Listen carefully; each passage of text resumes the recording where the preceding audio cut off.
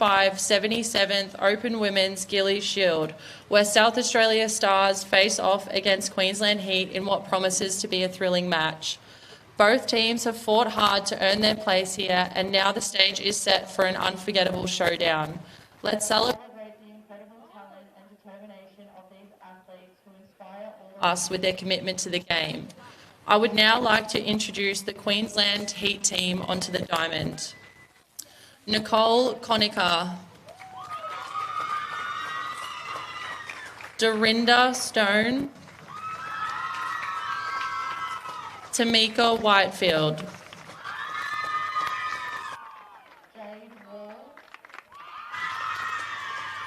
Erin West, Brooke Stewart, Harari Kurahara, Indy Munro, Suzu Tamura, Catherine Sandercock, Amaya Foxover, Madison McLeod, Matisse Sorbello, Brooke McNamara, Emily Solomon, Sandy Holden. Our officials for today: Coach Kim Tolinaire, assistant coaches Tyson Howard and Chelsea Forkin, manager Regan Rowita, statistician Shakira McCall, and physio Kenesha Wybush.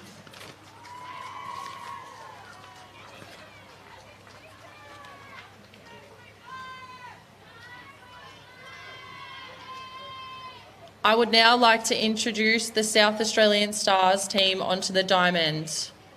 Reagan Diaz, Olivia Elliott, Brianna Marcelino, Neely Peterson, Jessica Rohde, Madison Scott, Charlize Callahan, Georgia King, Amelia Fidge, Lexi Kilfoyle, Sophie Roberts, Paige Smith, Jade Jensen, Ruby Fidge, and Abby Jorgensen.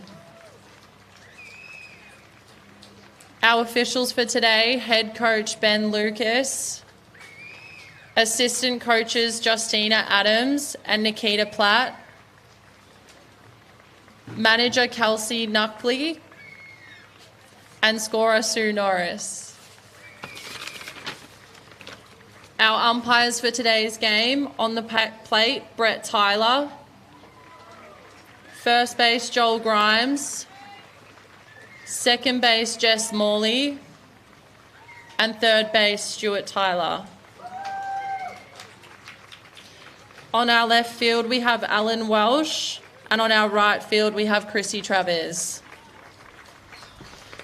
Our official statistician for today is Jackie Campbell, tech Jim Giles, spotter Christine Hill, and technical support Helen Edwards.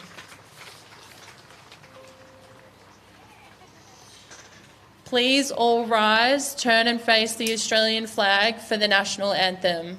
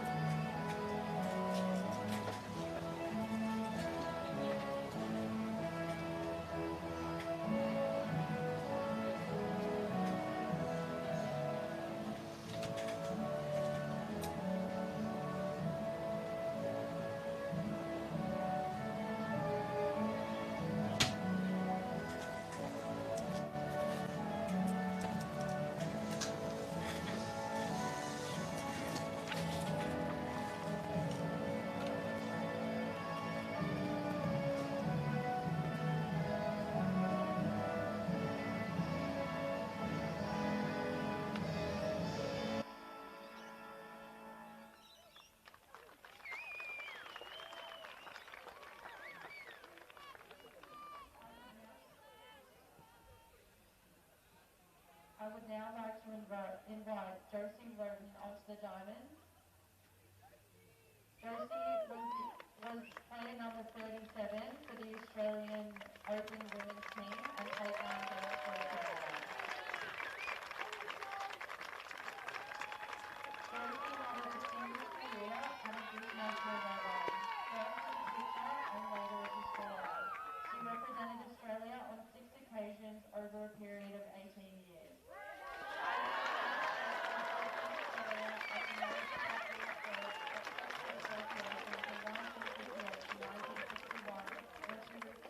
Temporarily to raise a young family. The family moved to New South Wales where she represented the Open women's team from 1965 to 1969, pitching New South Wales to their first Gilley Shield win in 1969.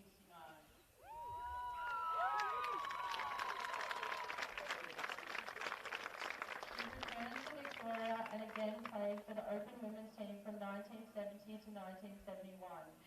In 1960, she was selected as a pitcher to play for Australia against South Africa, and in 1970 was selected to play at the Second World Championship in Osaka, Japan.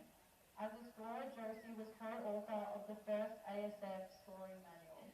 Her awards include the Softball Australia Hall of Fame in 1989. Josie was the first pitcher to pitch and win a Gilley Shield with 2 states. The only other one to achieve this was Lorraine Woolley, who the Open Women's National Pitching Award is named after. Josie will now throw the first pitch of the game.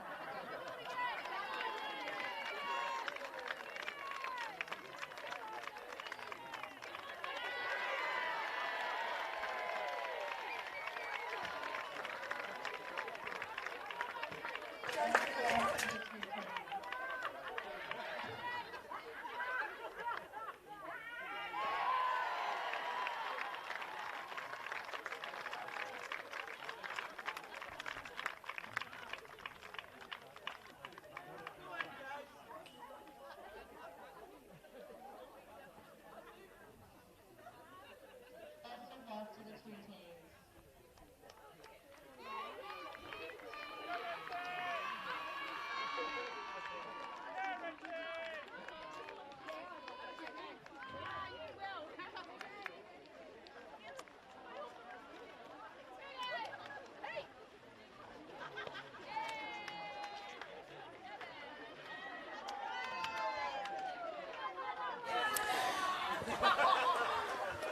Ladies and gentlemen, welcome to the final for the 2025 Gilley Shield. South Australia taking on Queensland. All the pre-game festivities out of the way.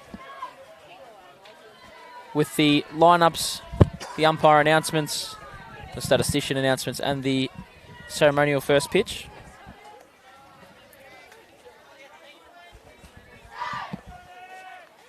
Josie Lawton throwing down the first pitch there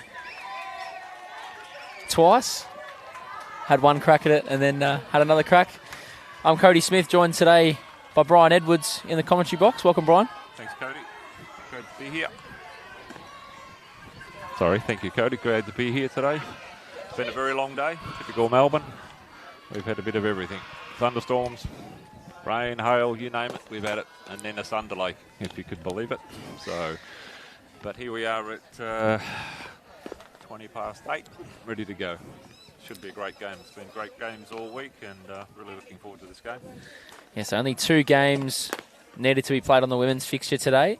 The elimination final to make the grand final, and then obviously this game here with the grand final now.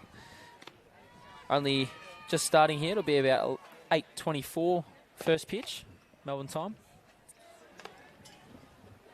Prior to this, on our other Diamond 9, we had the grand final for the under-14s. WA coming out victors 10-9. From all accounts, a very thrilling game there at the end, Brian. I believe so. Unfortunately, I was just helping get things ready on this diamond, so didn't get a chance to watch too much of that. But from all accounts, the kids all had a fantastic week and really enjoyed it. And yeah, very close game with a 10-9 victory to Western Australia. So shout out to the WA girls. Coach Nathan Jones and the crew on a great campaign.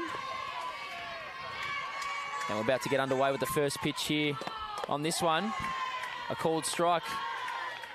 Kilfoyle delivering to Conacher. Nicole Conacher, the right fielder in today's game, leading off for Queensland. Uniform number 22. Swings through that one. 0-2.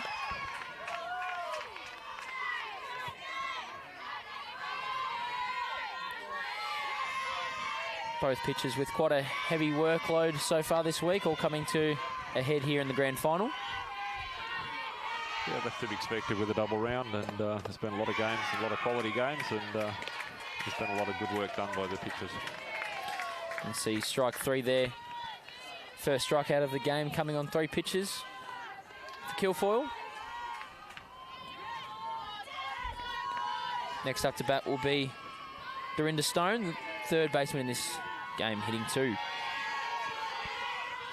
Stone sets near the front of the batter's box. That one, dead ball, fouls it into her front foot.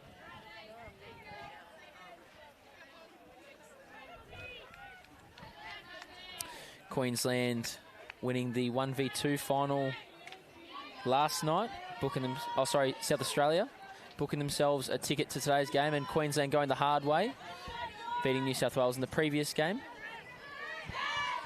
and taking care of Victoria in our very interesting affair last night, again with multiple delays, but we got there in the end. So South Australia will be the home team in this one. Queensland the away team, batting first.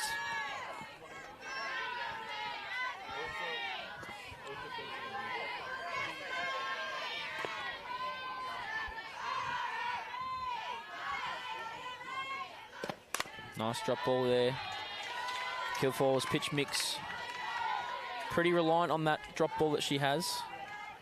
Throws it both inside and out quite well. And a nice change up that keeps the hitters off time. We don't see too much up in the zone from Kilfoyle. Nonetheless, a very effective pitch mix. Count 1 and 2.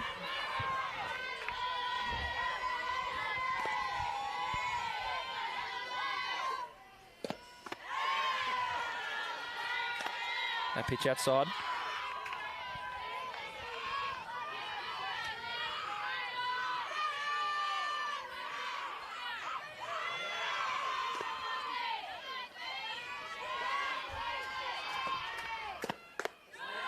Two pitch outside. Brings the count full on Stone.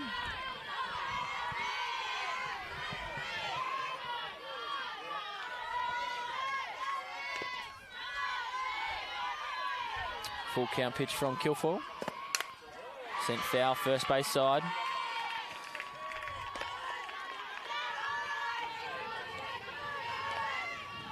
As we mentioned in the previous stream, the grounds crew at Waverley doing a great job to get the fields back up to scratch to play the final on.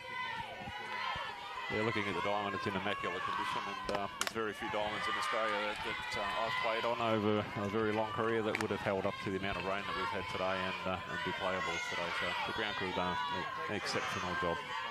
Yeah, Waverley Diamond 2 drains pretty well, holds water, but the crew getting out there with the sponges and making sure it's in absolutely immaculate nick. Full count pitch, fouled off again, so good at-bat here from Stone. Next pitch being the 8th for the at-bat.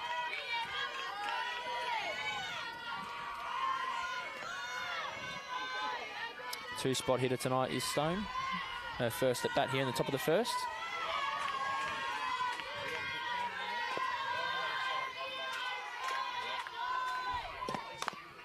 Another foul ball. Stone seen him well so far in this one.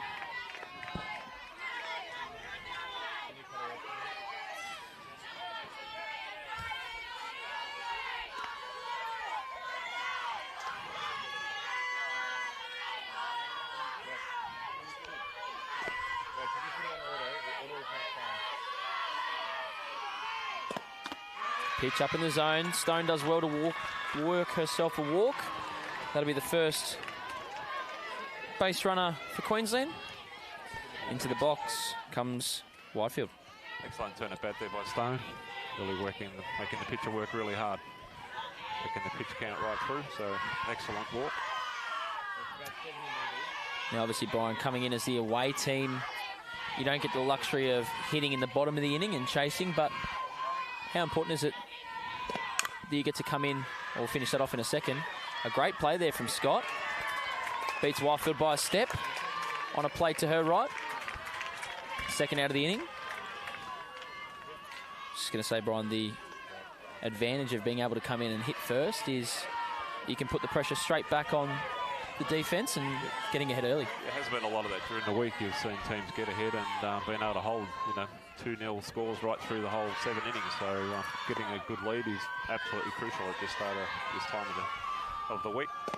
Pitchers have pretty much controlled most of the games during the week, and you've seen a lot of games where it has been a couple of runs early and then just been able to hold on for the whole game. So very important to get a good start.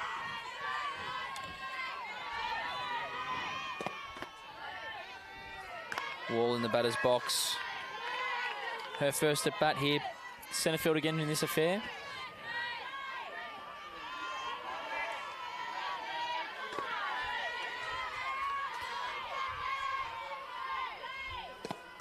Pitch down in the zone. Wall does well. Very disciplined hitter. Knows her strike zone.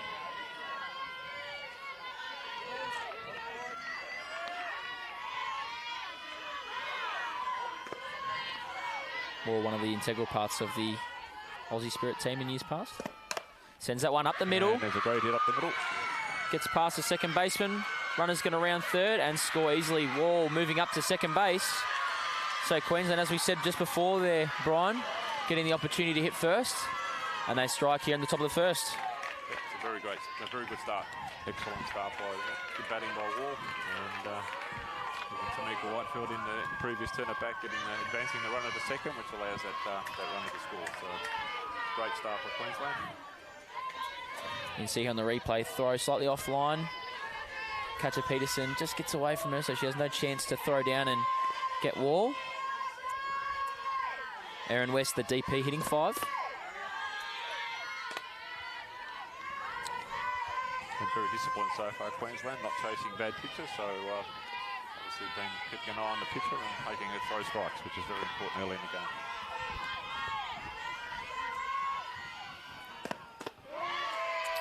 Pitch in there. Count 1-1.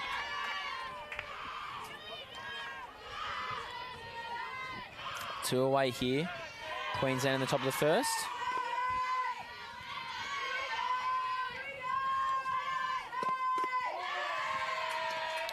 Great little pitch on the outside. West takes. Count 1 and 2.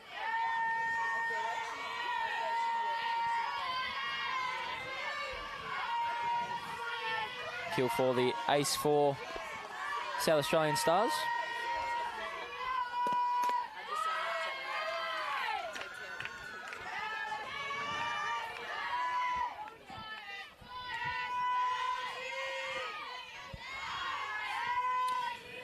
West hitting 5 today in her first at bat.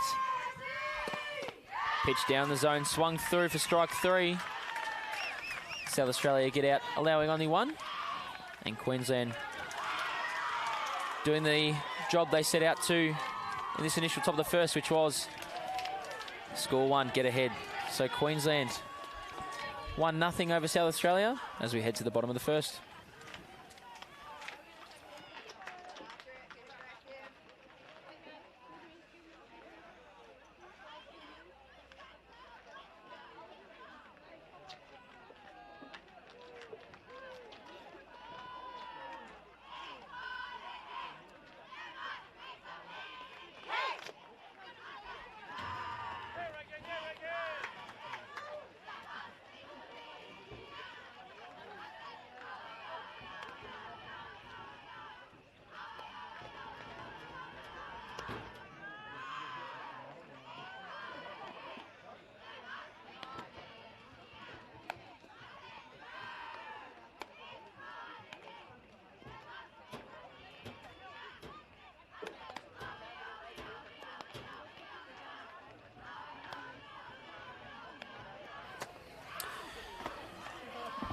Bottom of the first.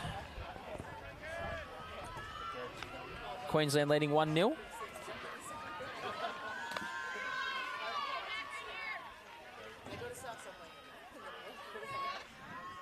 Lead-off hitter for South Australia will be Reagan Diaz.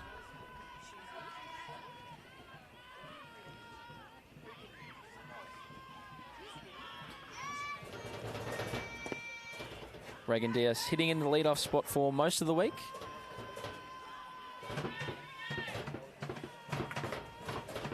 We did get the lineups prior to first pitch with the announcement, but we'll run through just in case you've only just joined us. So the defensive lineup for Queensland.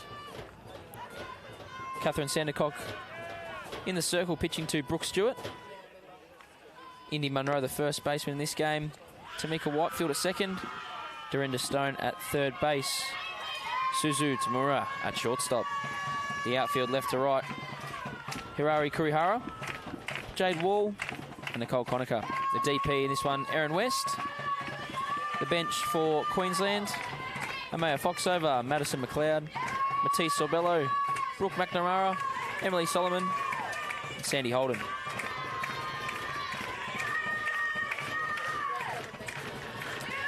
Diaz stepping in for her first at bat. Diaz, the centre fielder for South Australia. First pitch up in the zone. Ball one. Sandercock with a good pitch mix. Using all of the plate.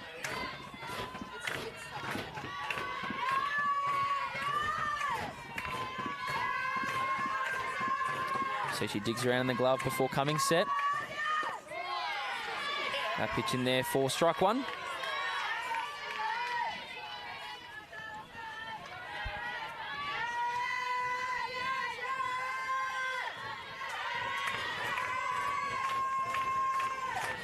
A very vocal SA bench just next to the commentary booth here. That pitch sent down the left field line. Just a single, but a nice hard hit ball. South Australia leading off this inning nicely. First runner aboard, and that'll be the first hit of the ball game for South Australia. That's a great piece by Regan.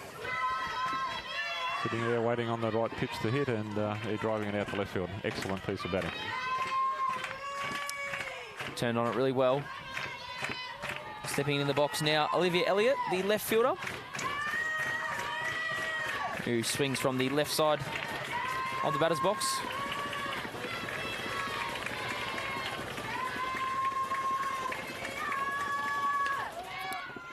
Takes the first strike on the outer half.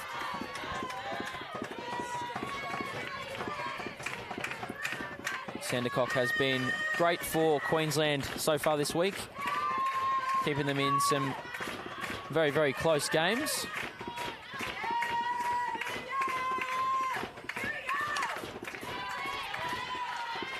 That pitch fouled back. Last night going 7 innings against Victoria, keeping them scoreless.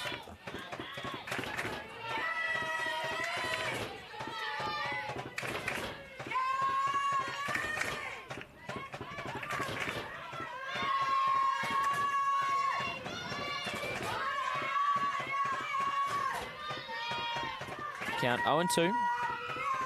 Swings at that one, sent up the middle. Whitefield tags over to first, not in time. So just the one out there. Does well to make the tag on Diaz. Getting the lead out. Not in time for the speedy Elliott running up first base. Yeah, plenty of speed on the base there, Elliott. Excellent job. So hitting into a possible double play, but wheeling it out very well and making it safe to first base. So. Next up will be Brianna Marcelino, the second baseman. Had an amazing hit yesterday in the 1v2 game against New South Wales, hitting a 3-run shot. Sends that one foul there. There was a very deep shot over, went over the marquees out in the outfield. It was an excellent piece of the ball. Did great to turn on a pitch on the inner half of Kendra Lamb last night in the 5:30 game. Behind 0-1 here.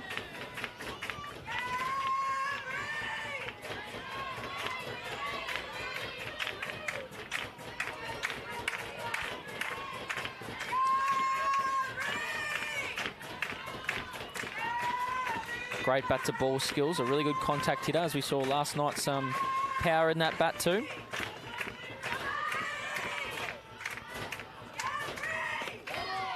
Nice pitch on the outer half there.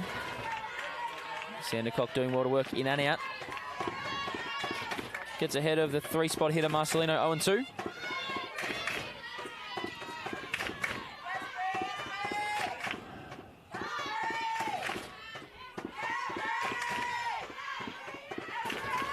Pitch up in the zone, fouls it back. As you can see for today's game, 6 umpires, the 4-man on the infield and 2 down the lines to assist us with those fair foul calls and any potential issues we may have in the outfield. Just a little bit of better vision on those catches, some of those close plays out there. Count stays 0-2. Change up in the zone for a ball. Marcelino doing well to lay off.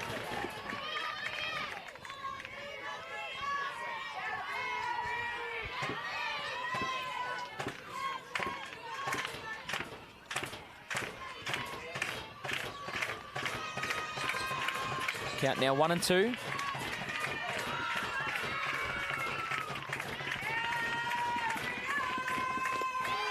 Called strike 3, outer half. Marcelino looking. It's a great pitch on the outside corner there. Obviously they decided to stay away from her after the drive down to the left field. Foul ball. So excellent pitching, excellent catching by Queensland. That'll be the second out of the inning. Nearly Peterson stepping in, the catcher in today's game, hitting in the 4 spot.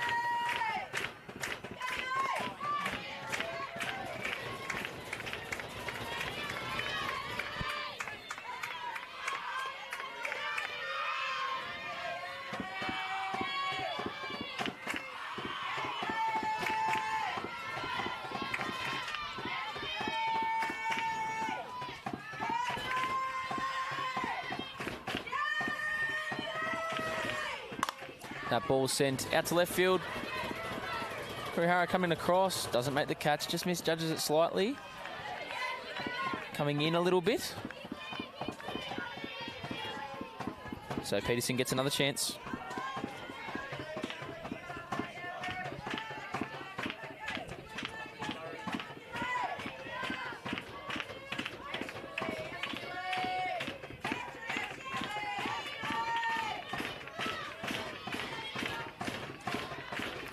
Peterson 0 for 1 last night against New South Wales, 2 walks.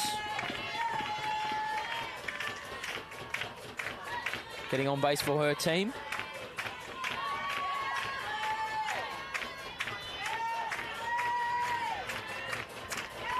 The 1-2 here to Peterson.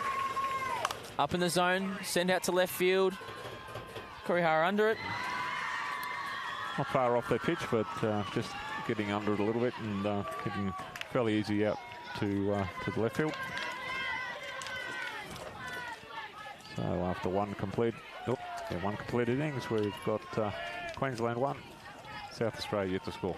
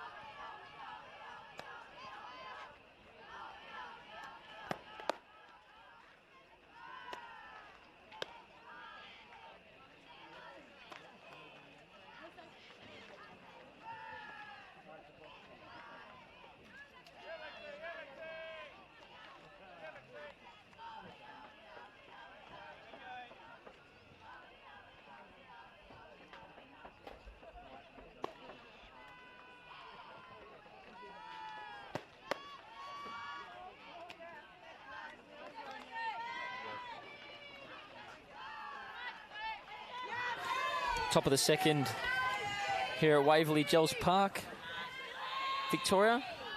Our grand final for the Gilley Shield here. Brooke Stewart, the 6 hitter in today's lineup, doing the catching. We'll get her first at bat here. Stewart 0 for 3 in their last game in the victory over New South Wales. First pitch in there for a strike. Queensland rolling with the exact same lineup as they had in that winning game an hour ago.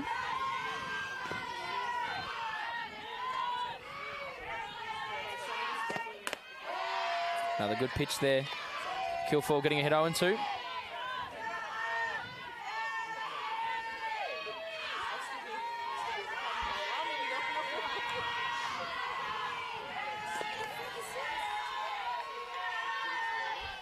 Oh, 2 pitch. Another great pitch there. Stewart strikes out on 3. Kilfoyle gets the first of the inning via the strikeout.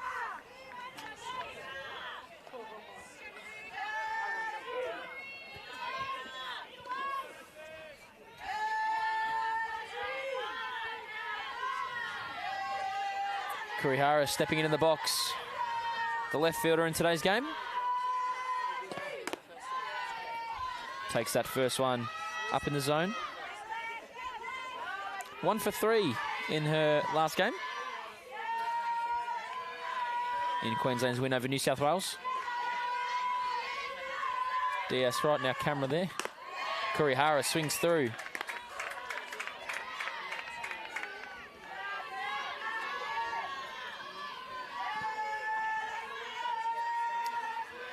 For those just joining us, Queensland getting out to a 1-0 lead in the top of the first with a Jade Wall single. Scoring Dorinda Stone, who reached base via the walk. South Australia in the bottom of the first, a single from Diaz. 3 outs after. 1 away in this inning. Nice drop ball out of half. Kurihara goes down on strikes. Kilfoyle's 3rd of the match. Make that 4th. So far here in the second. They've really got control of the ball tonight and throwing consistent drop balls, moving it up and down the zone. Keeping the batters on their toes, keeping them guessing.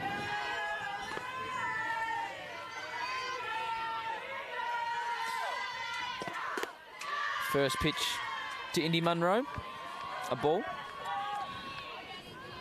Munro, the first baseman here in this one. 0 for 3 in her last game. Hitting in the 8th spot.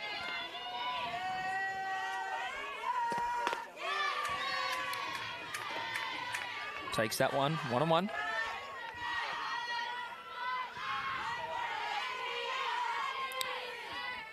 Two away in this one. Kilfoyle doing well to work ahead of the hitters here at the bottom order. That pitch, a nice one on the outer half. Indy Munro just out in front of it, gets back to it. Count 1-2.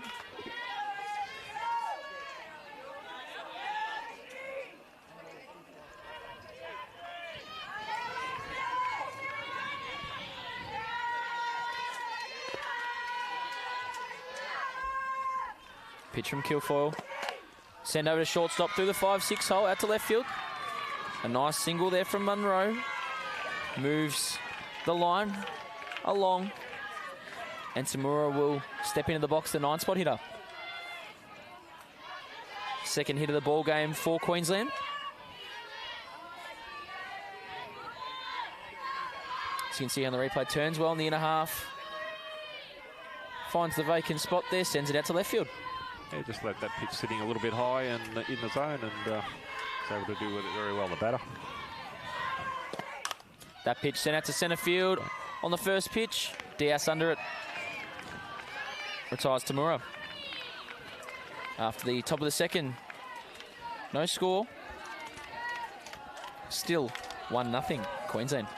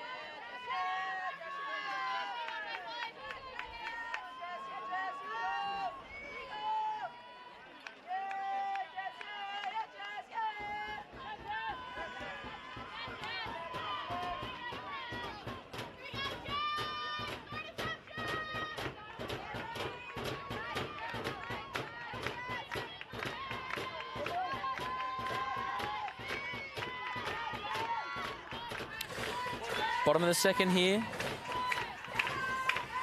Lead-off hitter for South Australia, Jess Rhodey.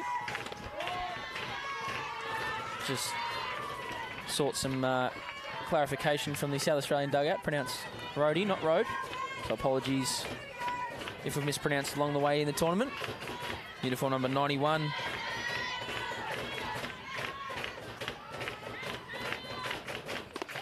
Rhodey, the right fielder in this game. Quickly behind 0-2.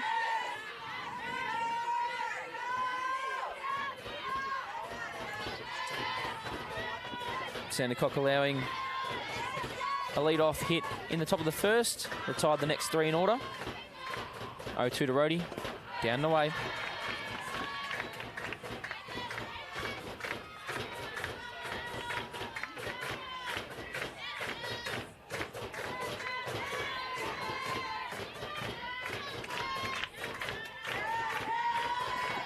You see Sandercock with a pretty fluid motion, staying relaxed. Digs around in the glove and comes set. Nice little rise ball. Rhodey fouls it back.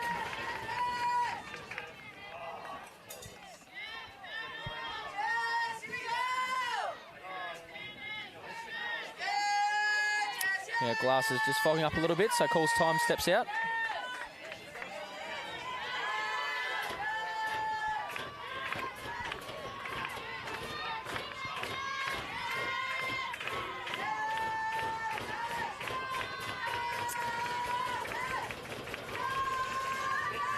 Change up, sent up out to left field. Nice and deep, but Wall's got a beat on it.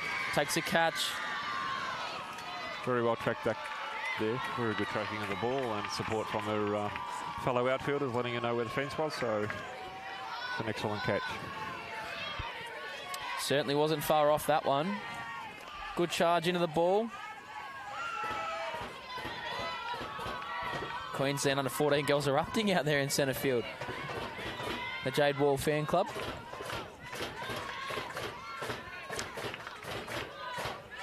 Madison Scott steps into the box.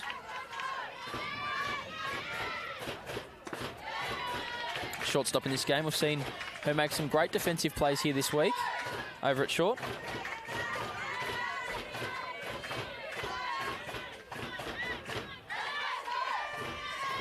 Scott 1 for 3 in the top of the table clash last night. Sends that one foul.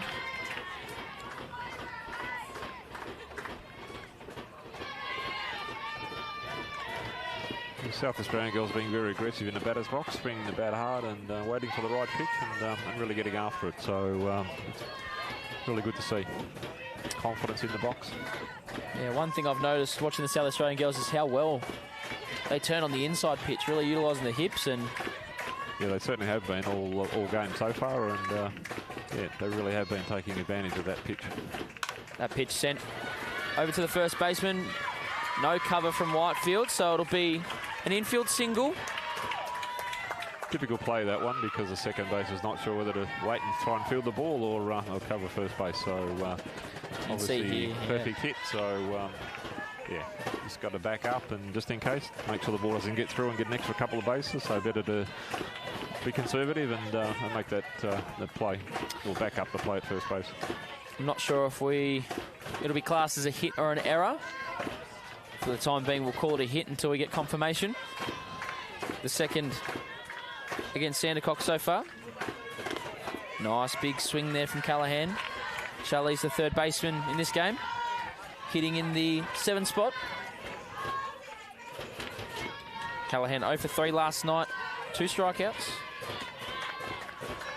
Looking for a hit here in this one.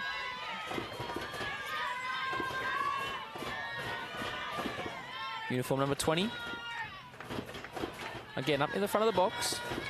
Swinging through that rise ball, gets away from the catcher. Scott will move up to second, so runner in scoring position here, one away.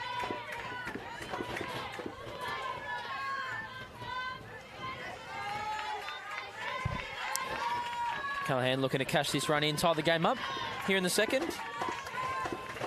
Count 0-2. Sandercock taking a few deep breaths before addressing the pitching rubber.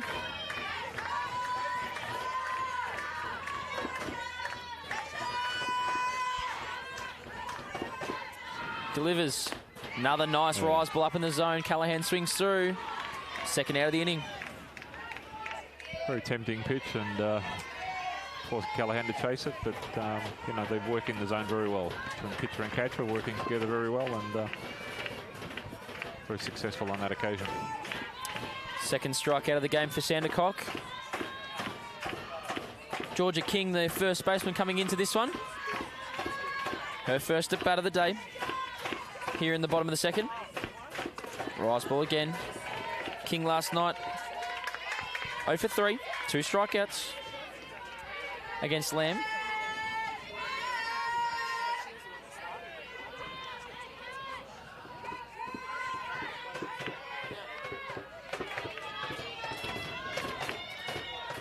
The 1-0 pitch.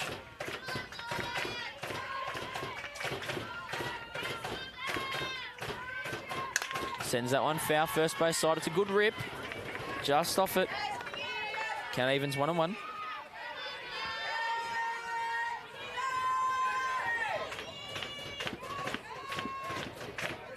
King with the grill on her helmet.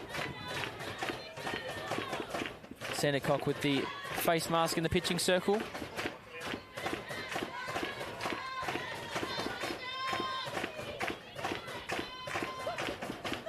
Brooke Stewart throwing down the multiple signs. Sandercock delivers down in the zone. Count 2-1. Lots of noise coming out of the South Australian dugout cheering on King. 2 away, trying to cash out that runner from second. Sandercock allowing 2 hits so far in this one. No runs.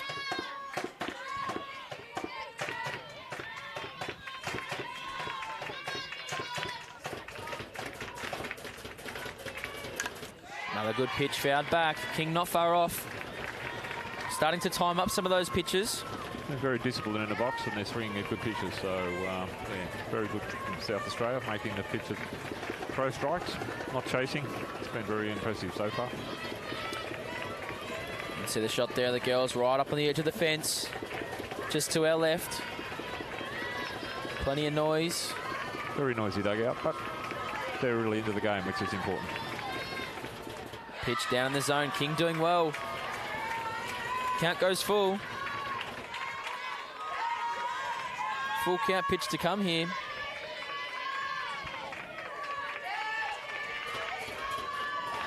Millie Fidge waiting on deck.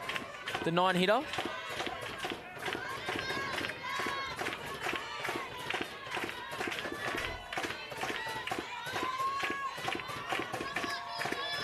Sandercock taking a deep breath. Full count pitch. Swung through by King, down in the zone. Strike 3, so Queensland stranding that runner at 2 for a second consecutive inning. Score remains 1-0 Queensland after 2 complete.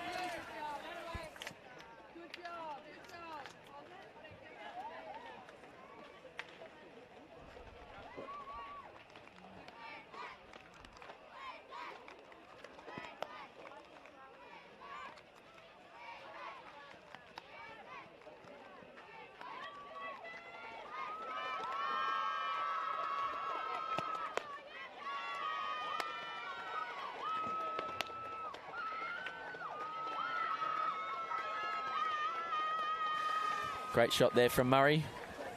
Might need a moon delay. We've had every other delay this week, so why not have a moon delay? I've seen it all. Lights going out mid-game. Mid-game, yeah, that was fun. A heat break. Heat break. Whilst raining. Yes, yes. Yes, we've seen it all. But overall, it's been a fantastic week of softball, and I really enjoyed it. And coming out here every day, it's been really good, really enjoyable. Standard's been great, very competitive. Every team, right down to team that's finishing on the bottom, we're very competitive all week, and should be very proud of their efforts all week, I think. So, what I've seen with the women's game, it's been really enjoyable. Absolutely, Brian. Conacher steps in again for her second at bat. Strikeout swinging in no first. Swings through that one. Bit of a half swing. Kilforth, 4 Ks, 2 hits so far. 1 walk, 1 run.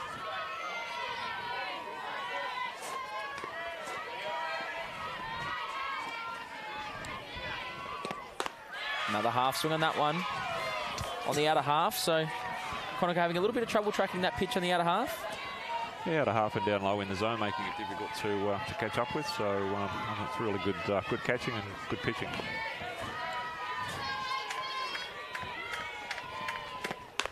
Same pitch again, triples up on it. Well, if it works the first time, and might as well keep going back to it.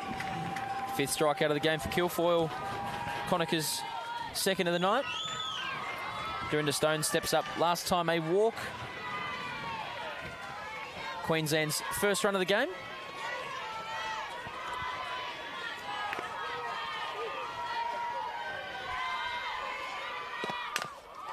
Pitch fouled back there.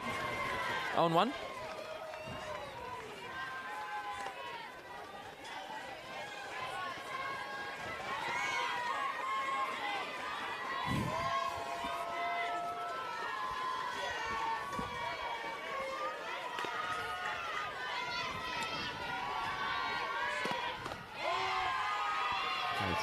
Great pitch in the bottom corner there. Working his zone very well. She's throwing the drop ball up and away sometimes, down and low. So really working it around the zone very consistently. Very efficient so far in her first 2 innings. Getting ahead of Stone here in the second. Sends that one out towards second base. Kilfoyle defends the circle. Glove flip. Glove flip. Only thing she didn't do right, didn't throw the glove as well. We've seen it done before. You can see here on the Space Quake replay, out of half. Stone offers. Kilfoyle to her left. Nice little glove flick. Plenty of time for the out. Why are you giving her praise, Brian? I do that in training and you're ripping at me. Oh, that's okay. It's all good. As they make the out, that's the most important thing. Oh, is that the second half, is it? Getting that's the part. out? You can get the out, it's always important. Oh, okay. Whitefield stepping into the box. Last time a ground out to shortstop.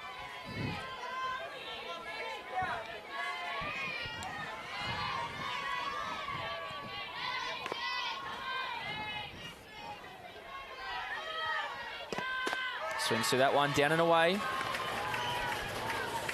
Great drop ball from Kilfoyle.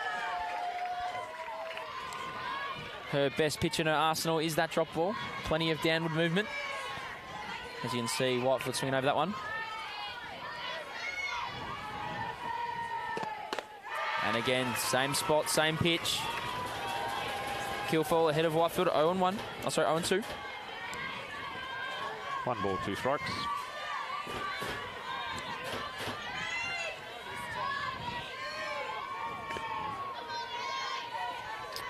Whitefield calling time, stepping out.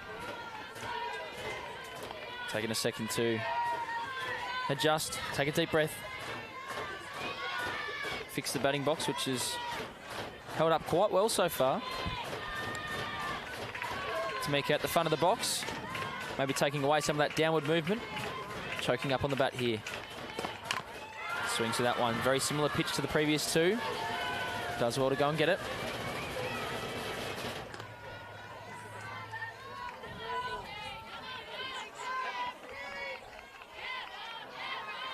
Count stays 1-2.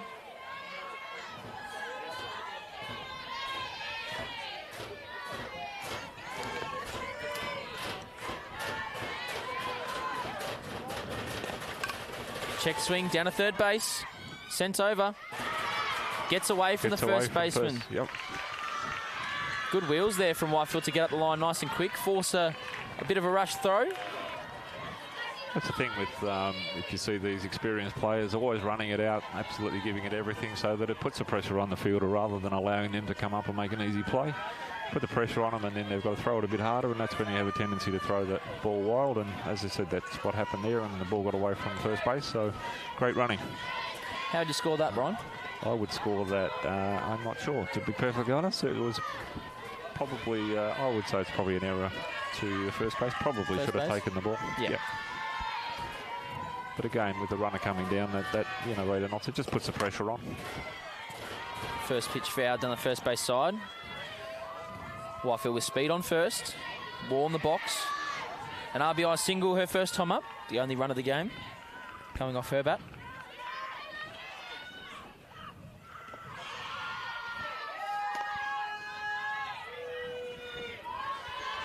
Wall 0-1.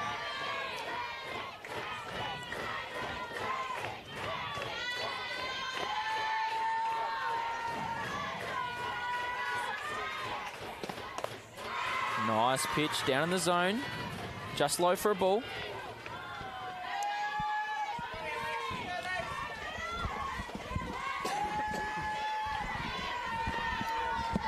Two away here in this one. Wall, the 4-spot hitter for Queensland. Takes that one. Strike 2. Yeah, Similar spot. Trying to stay in tight on Wall. Just turn it back. Last time poking one out. There was a bit on the outside corner last time, so I think they're trying to tie her up inside, which is good catching. Runner takes off.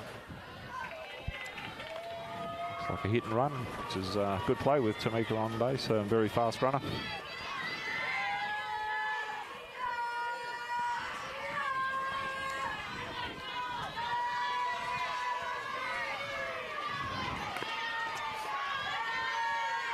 Wall facing the 1-2. Runner takes off again. It's strike 3 on the inside. Wall goes down, swinging. South Australia straining that runner over at first, so the error doesn't hurt them. After the top of the third, Queensland remaining up 1-0.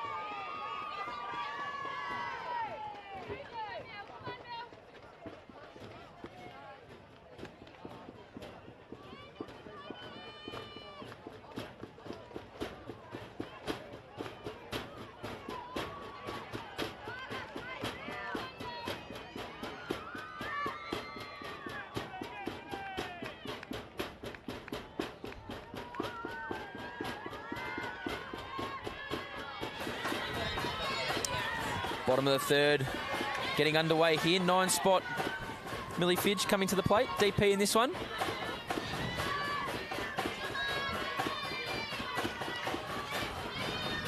First pitch from Sandercock, down the zone.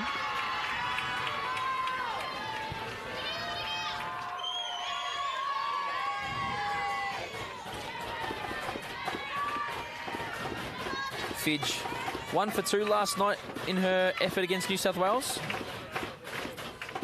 Pinch hitting in the 9 spot. Nice pitch there from Sandercock on the outer half.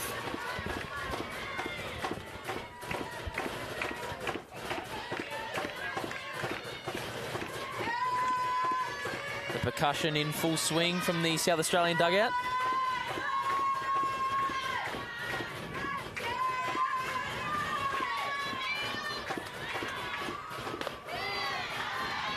Take a nice pitch at the bottom. Oh, right down the bottom of the zone, perfect pitch.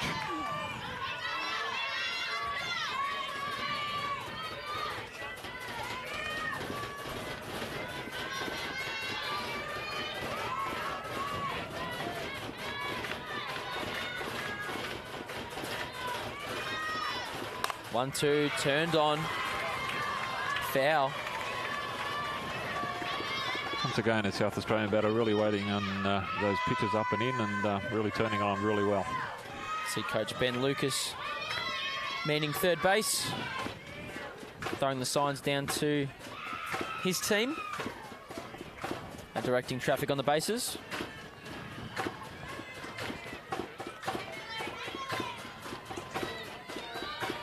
Count 1 and 2. You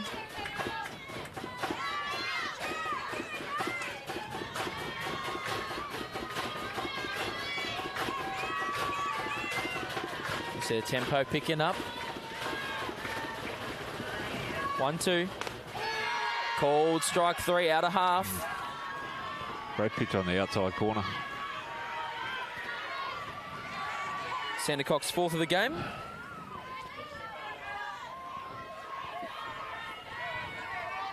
That'll turn the lineup over to Diaz. A single to left field in her first at-bat. See Tamika Whitefield having a chance to have a bit of a chat with her infield. Doing the primary talking there. The rest doing a lot of listening. So a lot of leadership. Very experienced player, only a young player, but a very experienced player, been around the Australian scene for a long time, and obviously passing on her experience to the players, which is fantastic to see. Great veteran leadership.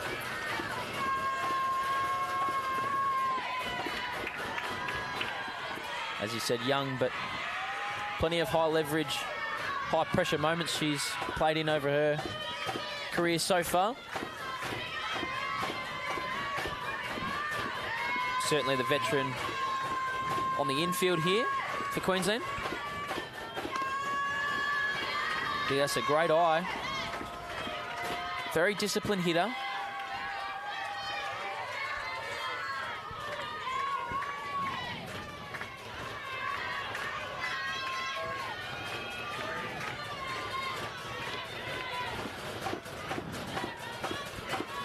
Two-0 pitch from Sandercock. Hitters count for Diaz. Takes on the inside.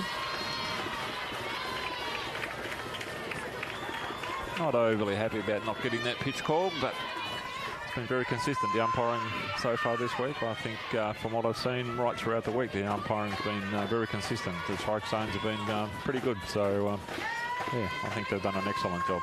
Yeah, I was going to mention that in the inning break. A great week from the Blue Crew. 3-0 pitch. Right down Main Street. Yeah, you don't leave those ones. Unless you've got 3-0. Yep, 3-0, no runners on. The auto take there from Diaz, one away. Blues, all the games I've commentated, great zones, consistent amongst both sides.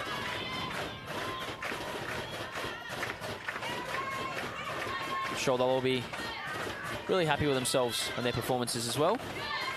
Ball 4 up and away. First walk for Sandercock. Diaz reaching base for the second time.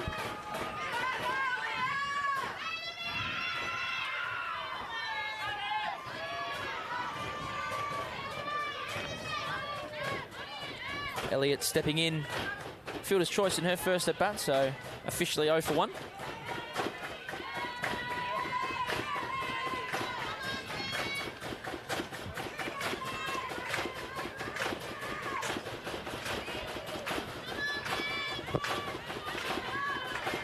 Sends that one over to second base. Whitefield goes down on it a little late. Runner's going to round.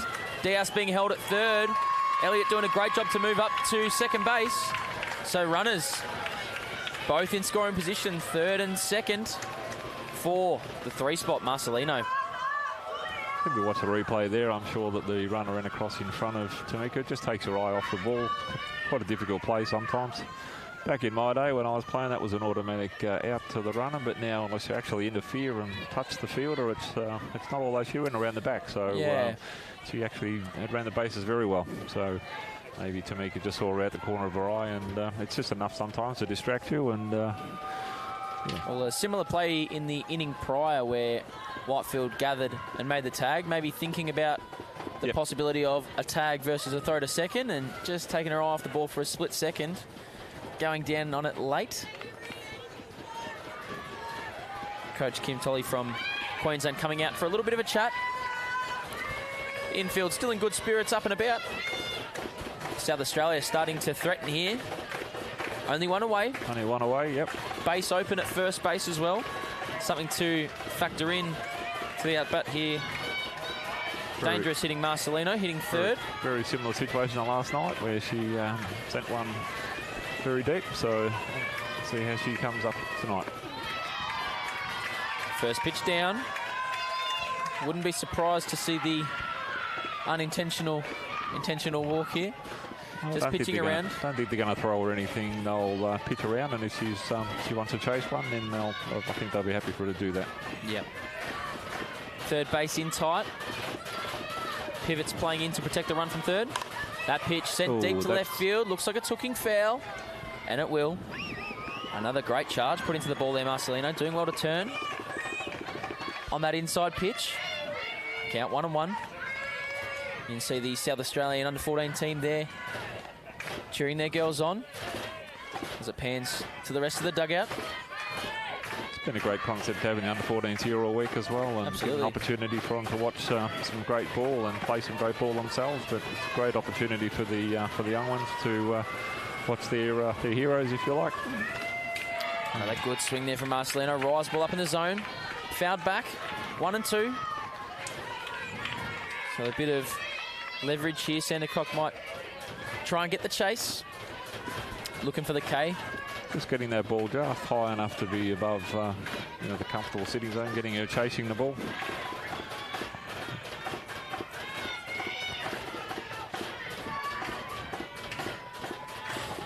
Sandercock coming set. The 1-2. Sent up the middle. Back to Sandercock. Over to first base in time. So the pitcher doing well to field. That ball hit pretty hard back up the middle. Very solid shot, so very well fielded. A very important second out. So Peterson will come up. A fly out to left field in her first time up. She'll step in for her second at bat here. 2 away, bottom of the third. 15th pitch here to come. Sandercock, as you can see, doing well to check the runner, keeper here at third, firing over to first base. Peterson, catcher in this one. First pitch up and away. So both pitches fairly efficient so far in these first 3. Pitch counts all around the 12 to 15 mark. This inning here jumping above that. The 16th here for Sandercock. Pitch low and away.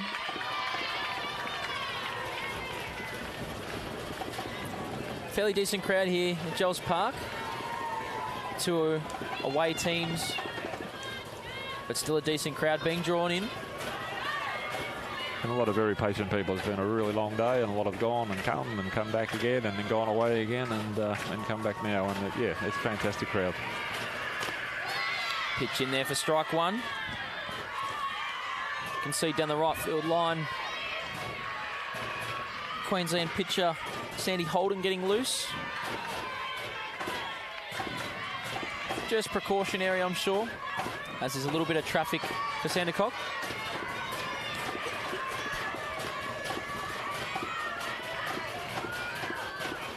Pitch up in the zone, swung through by Peterson. Count now 2 and 2. Sandercock doing a great job to come back in this count, evening it out after falling behind early on. Again, another pitcher with a lot of experience in high leverage games. Peterson just looking to put ball in play. Change up in there, strike 3. Throws her on the outside. So the runners will stay where they are. Queensland escaping another jam. Sandercock doing it herself. Her 5th strikeout of the game. Through 3 innings, you can see here on the Space Clock replay. Change up out of half. Caught Peterson looking. After 3 complete, score remains 1-0 Queensland.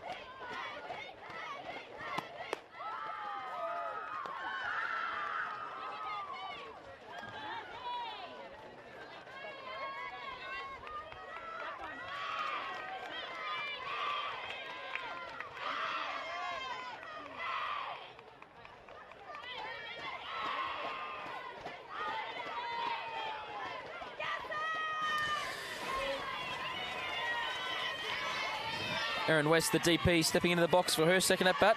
Strikeout, swinging first time up to end the first inning. About 1.7 thousand viewers so far, Brian, in the stream. That's fantastic. Really been well supported all week from what I can see. And the Space Quake, just want to give them a big shout out. I think their coverage has been fantastic all week. And, you know, they've been here at midnight at night and then back again first thing in the morning. The guy up on the scaffold putting his Murray life in danger every day and doing a fantastic job to bring this coverage to people, and it's a great thing for our sport. Yeah, he's done a great job. The whole crew has. That pitch fouled back. Murray up there, started off a little bit low. He raised the scaffolding for him. We got the extra scaffolding, yep. I'm now an expert in assembling scaffolding. Add to my resume. Well, you can see he chucked the helmet on after a couple of games as he was above the level of he's the above the net line. there, but and then later on adding the glove in too. Added a glove in as well to see how many he could catch, but they have a bit of a competition between themselves to see how many catches they can take, but not sure how many they've got for the week. But yeah, not sure what the priority is, whether it's the shot or the catch there with Murray. I think it's saving the camera, to be perfectly honest. I think the camera's well worth more than taking a catch. But it's been a great coverage. Really thankful. Kilfoyle getting the strikeout there, her 7th through 3 and a third. Dominant so far in this outing. See Holden, who was getting loose down the right field line, just retreating back into the dugout now. And Stewart coming to the plate for her second at bat.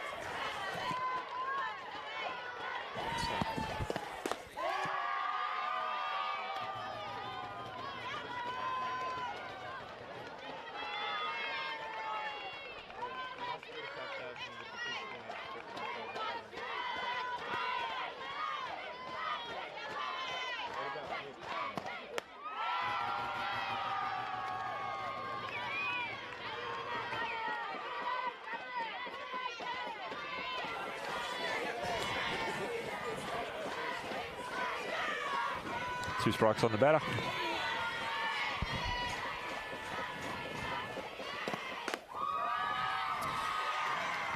While we're thanking Spacequake, I'd also like to thank Michael Cronk for assisting on with the live stream on Diamond 1 during the week. It's hard to get all these volunteers, so thank you, Michael and Ryan, for helping out with some coverage over on Diamond 1.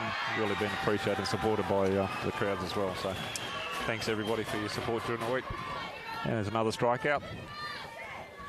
It's 2 away. Kurihara will come to the plate. A strikeout, swinging in her first at bat. Nice drop ball it was. Lots of downward movement. Shapes bunt. Doesn't get it down. The short game last night was excellent against Victoria, the Queensland short game, and it certainly was a difference between the two teams last night. So obviously they're trying to bring it out again and trying to advance that scoreboard. They really exploited the Victorians last night in that game with 3 consecutive bunts, 2 reaching base, 1 sacrifice to move around. So definitely a tool that Queensland have in the back pocket. Haven't seen it utilised too much so far in this one. Plenty of softball left to be played. Count 0-2 on Kurihara. Taken inside, not far off. Count 1-2.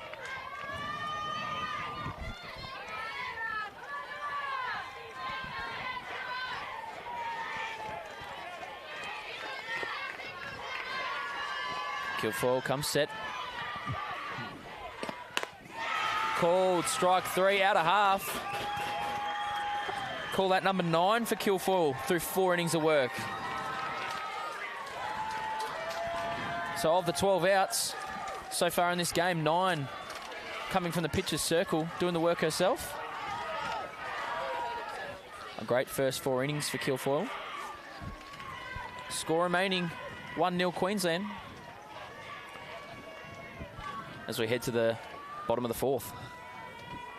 Plenty of comments coming in, Brian, from all those watching around the country showing their support for their teams. only read out the positive ones, please.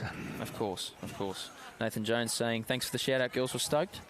That's the WA girls after their Very good. shout-out for their earlier win in the grand final.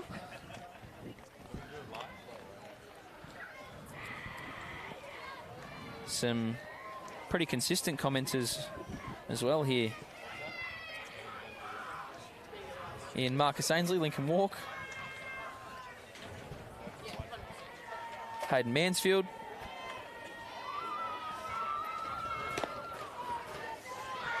Got a question from one viewer about the Gilley Shield. Is it that we're allowed to bring international pitchers in? We've seen a lot of teams utilise the international availability mostly for the pitching staff. If you're going to bring a player over, it's generally a pitcher. Yep. It's been going on for a number of years in the men's program. And this year there has been a number. I believe there's a maximum of 2 pitchers per team from international pitchers. And I think it adds a lot of value, a lot of quality to the competition. Absolutely. It exposes our batters to high-level pitching, which is something that is really, really, really important.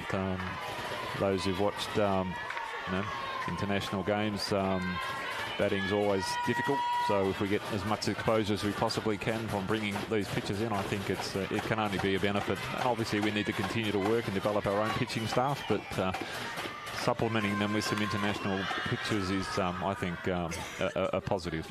Absolutely. Taking a little bit of the load off the pitching staff that you currently have. Obviously, the top-end talent, great for our hitters before their preparations for their international series and World Cups and so forth. I've seen in the past few years in the men's side of things some talent from New Zealand, Canada, Japan, Czech Republic, Yeah. coming from all over the world and giving our hitters some really, really good looks at quality pitching. That ball sent over to shortstop. Tamura doing a great job to come in and field that one. She has been great all week, outstanding over at shortstop. She's got great balance, obviously very low to the ground, but she's got great balance and really just, gets rid of the ball very quickly. Very smooth and she's a very good operator. Very comfortable over there at shortstop. Gets the ball out of the glove very quickly, fires over. Common theme with some of those shortstop fielders, how quickly they get the ball out of the glove. We'll see one here. Maddie Scott. Sends that one. Foul down left field line. Big swing of the bat. Scott making some plays herself this week over at shortstop for the highlight reel. There's been great plays all week by all teams. So, the field's been excellent all week, so that gives you a lot of confidence when you're playing at shortstop that you know you're not going to get a bad bounce. The consistency with the field's been really first class all week from what I've witnessed. Waverley Association and all the grounds crew, once, as we said earlier, should be really, really proud of the effort and the work that they've done to prepare these diamonds.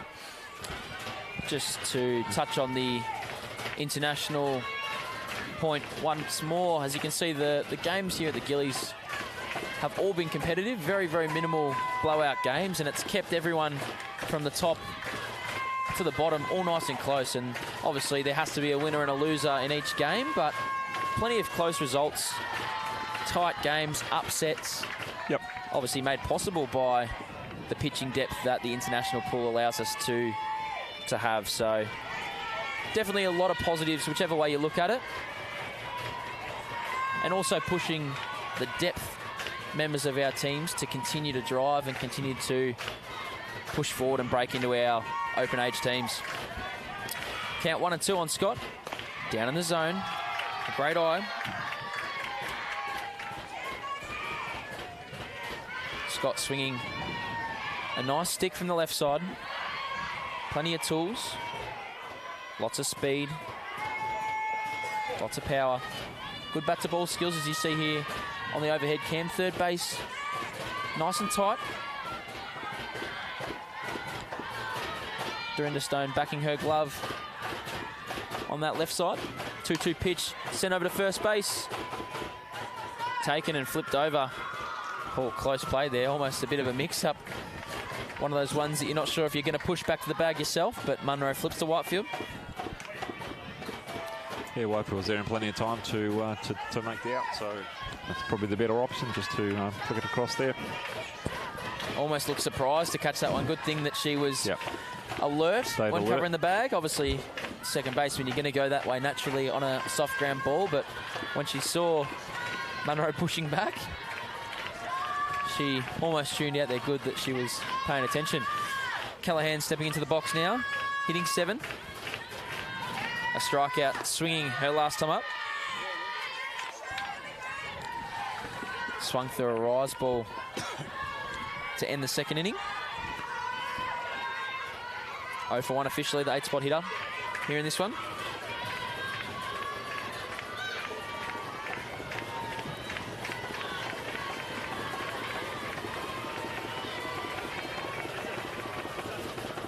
Swings through that one. Count. 1 and 2.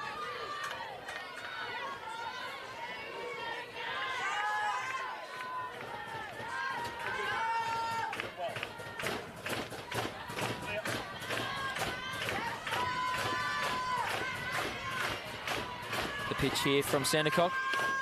Outside half. Down, says home plate umpire Tyler. Spotting their pitches well, looking to try and get the batters to chase those pitches. Probably not expecting to call a strike, but just working the zone in and out, just trying to tempt the batters into swinging at obviously pitches. We prefer batters to swing at balls rather than at strikes, so just keep moving it around the zone.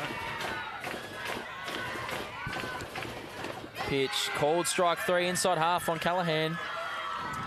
That's number 6 for Sandercock. Coming back well there with the inside pitch, so that ties them up, freezes her, and they're pitching very well, catching well. So after 4 innings of work, Sandercock only allowing 2 hits, 1 walk, no runs, 6 strikeouts. Score remains 1-0 Queensland.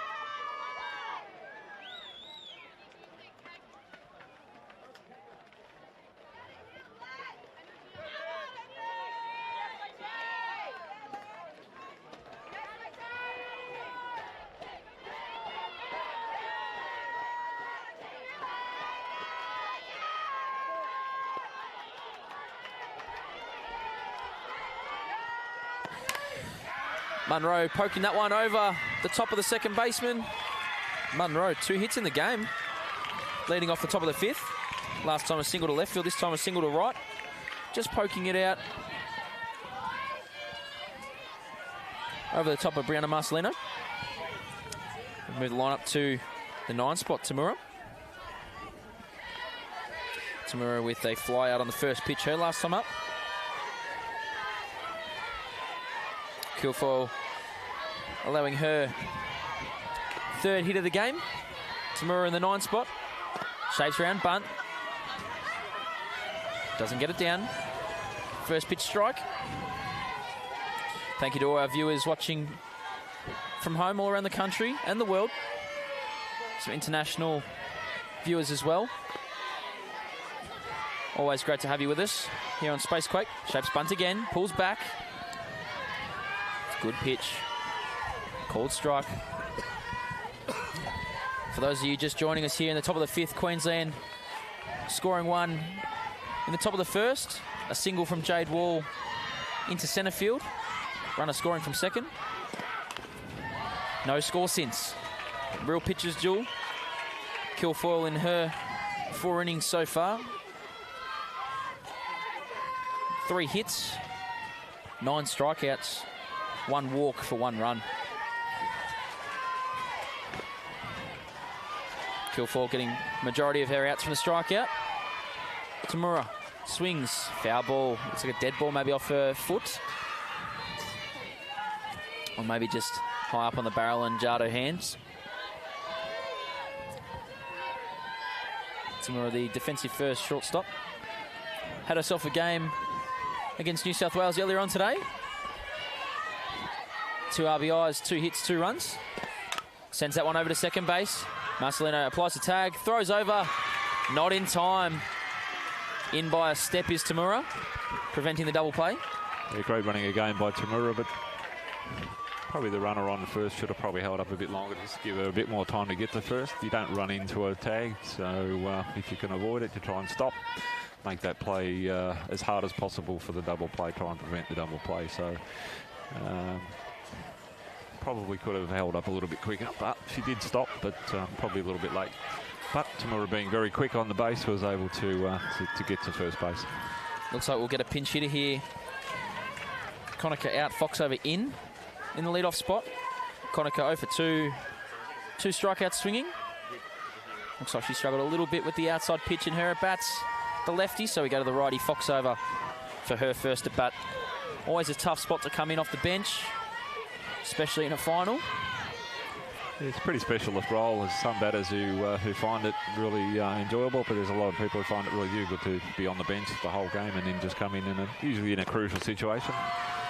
You're not normally coming in when the team's running hot. It's normally when it's a bit tough.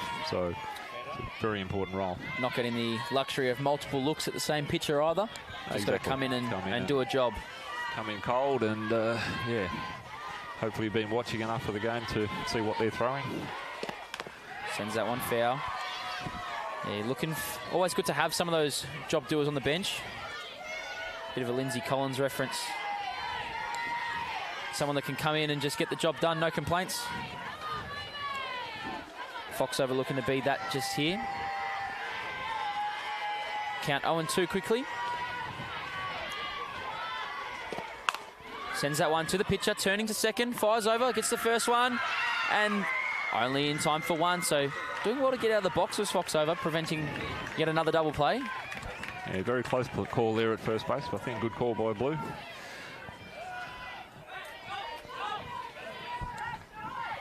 Good play by the pitcher there. If you watch the replay, coming up very quickly, knew exactly what she was going to do right from the very start. So yeah, in very by a step. decisive.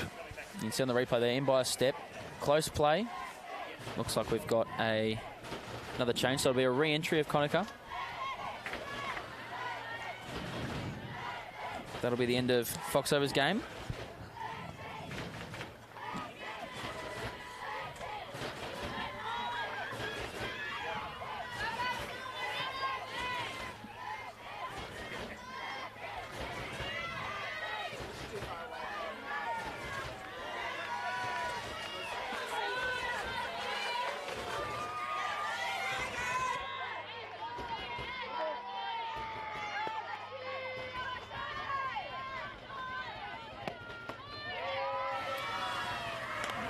First pitch struck there on the third baseman, Dorinda Stone.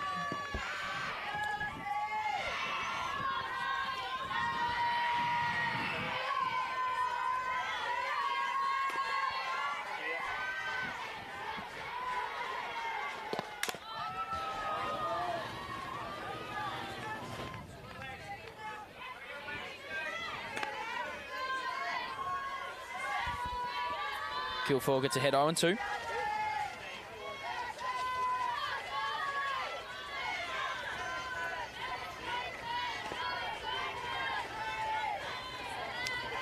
To Stone.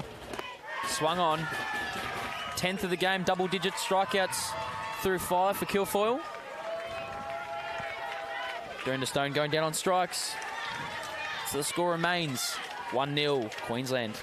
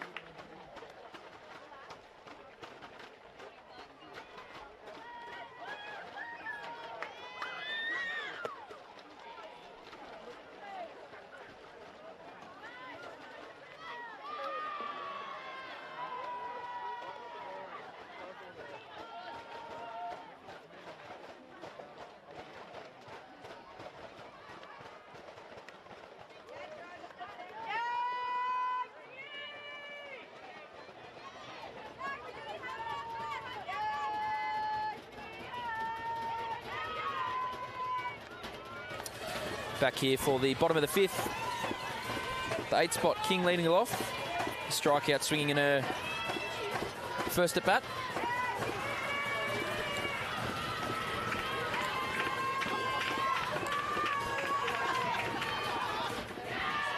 That pitch in there, triple digits on the dot. 100 for Sandercock.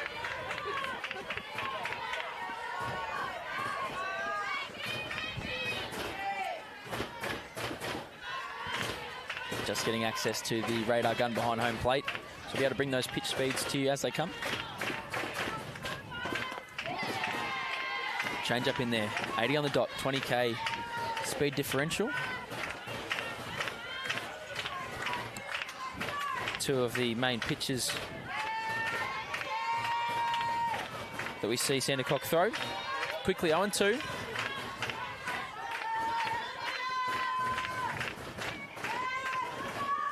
Down in the dirt, blocked well by the catcher, Brooke Stewart. So you can see the fog starting to roll in a little bit. Surely not a fog delay, Brian. I don't think so, Cody. Pretty sure we can get out of here. A little bit of mist coming in, but that's fine. It's really a perfect night for softball, to be perfectly honest. It's very still, pleasant conditions. That pitch in there at 98, strike 3. Down and away, Sandercock. 7th of the game. Sandercock only allowing 2 hits, 1 walk so far. Clean line, no runs, managing to escape a couple of jams in the first 4 innings.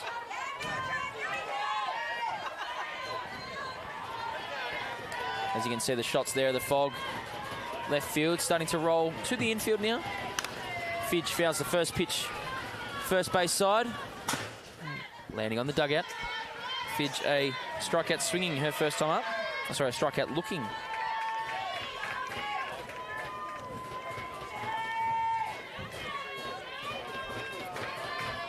To lead off the 3rd inning.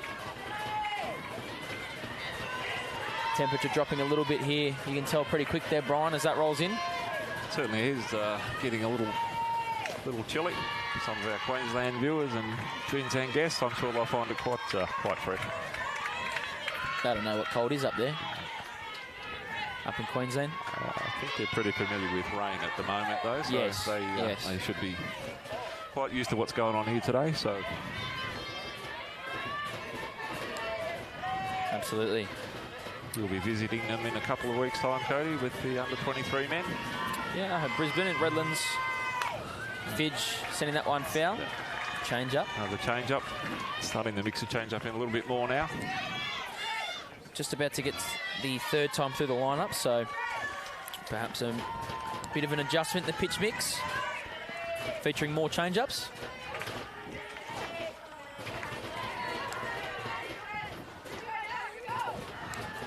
Count remaining 0-2.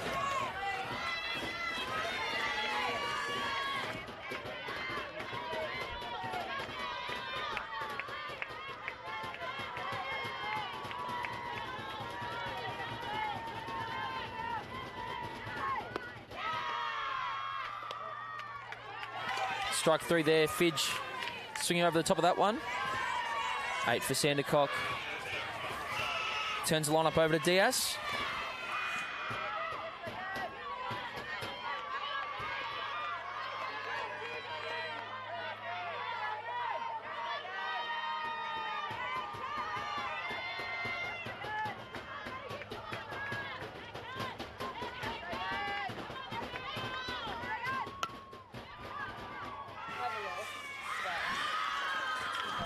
It's a great out there from across the first base. The Tigers, South Australia, in the bottom of the 5th.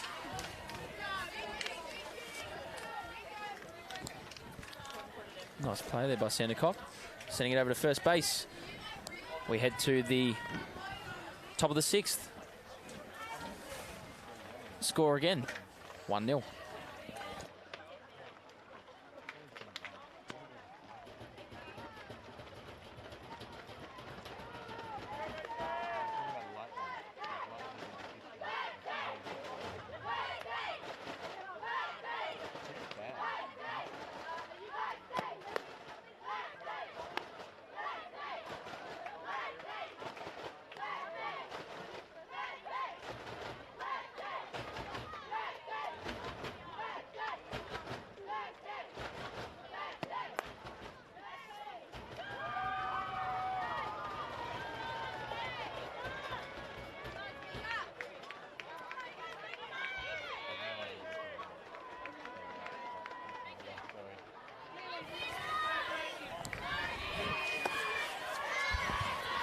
Top of the 6th.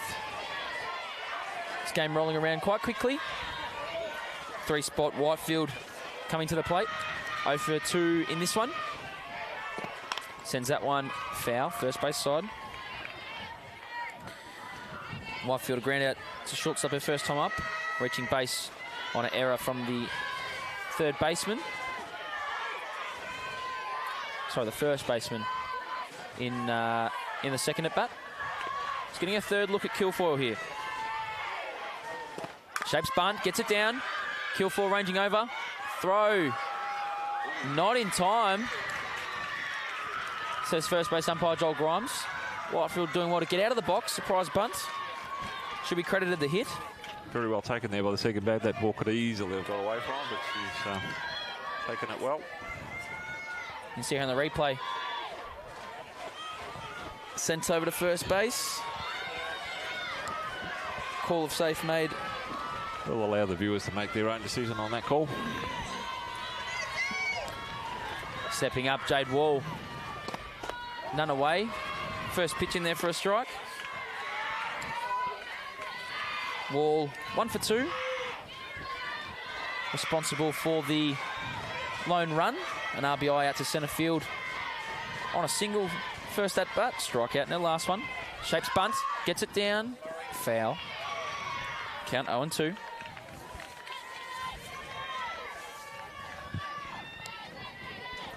A very tight game. Like, it's very important to get that bunt down. That runner across the second base so that another single will be enough to score the run.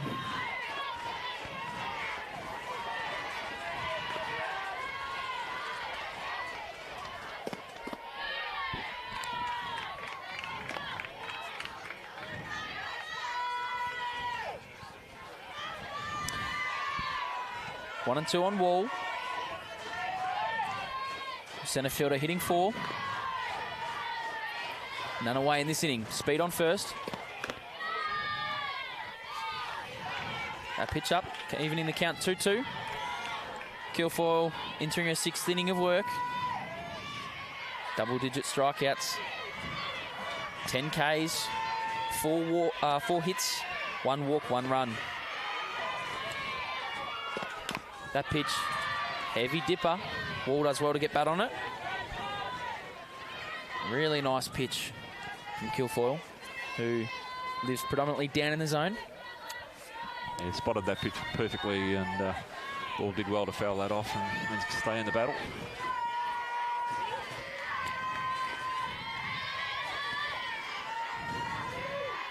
That pitch sent foul again.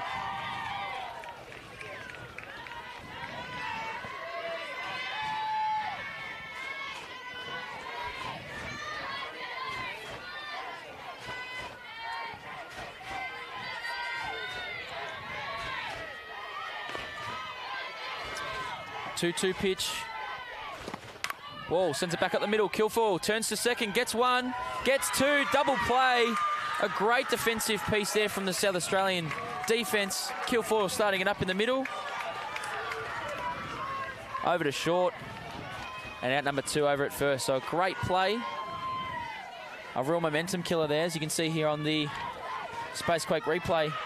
Wall fires it up the middle. Kilfoyle doing well to get the lead out. And Scott, a great stretch from the first baseman, King, buying an extra step over there for the second out. Yeah, great play all around there. So West coming in the DP for her third at bat. 2 strikeouts on the game, both swinging.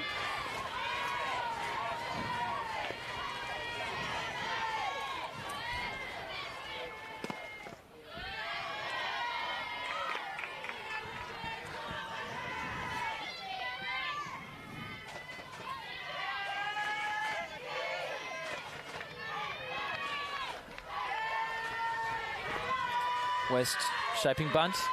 Adjustment swing, pulls back. Sends that one foul, third base side.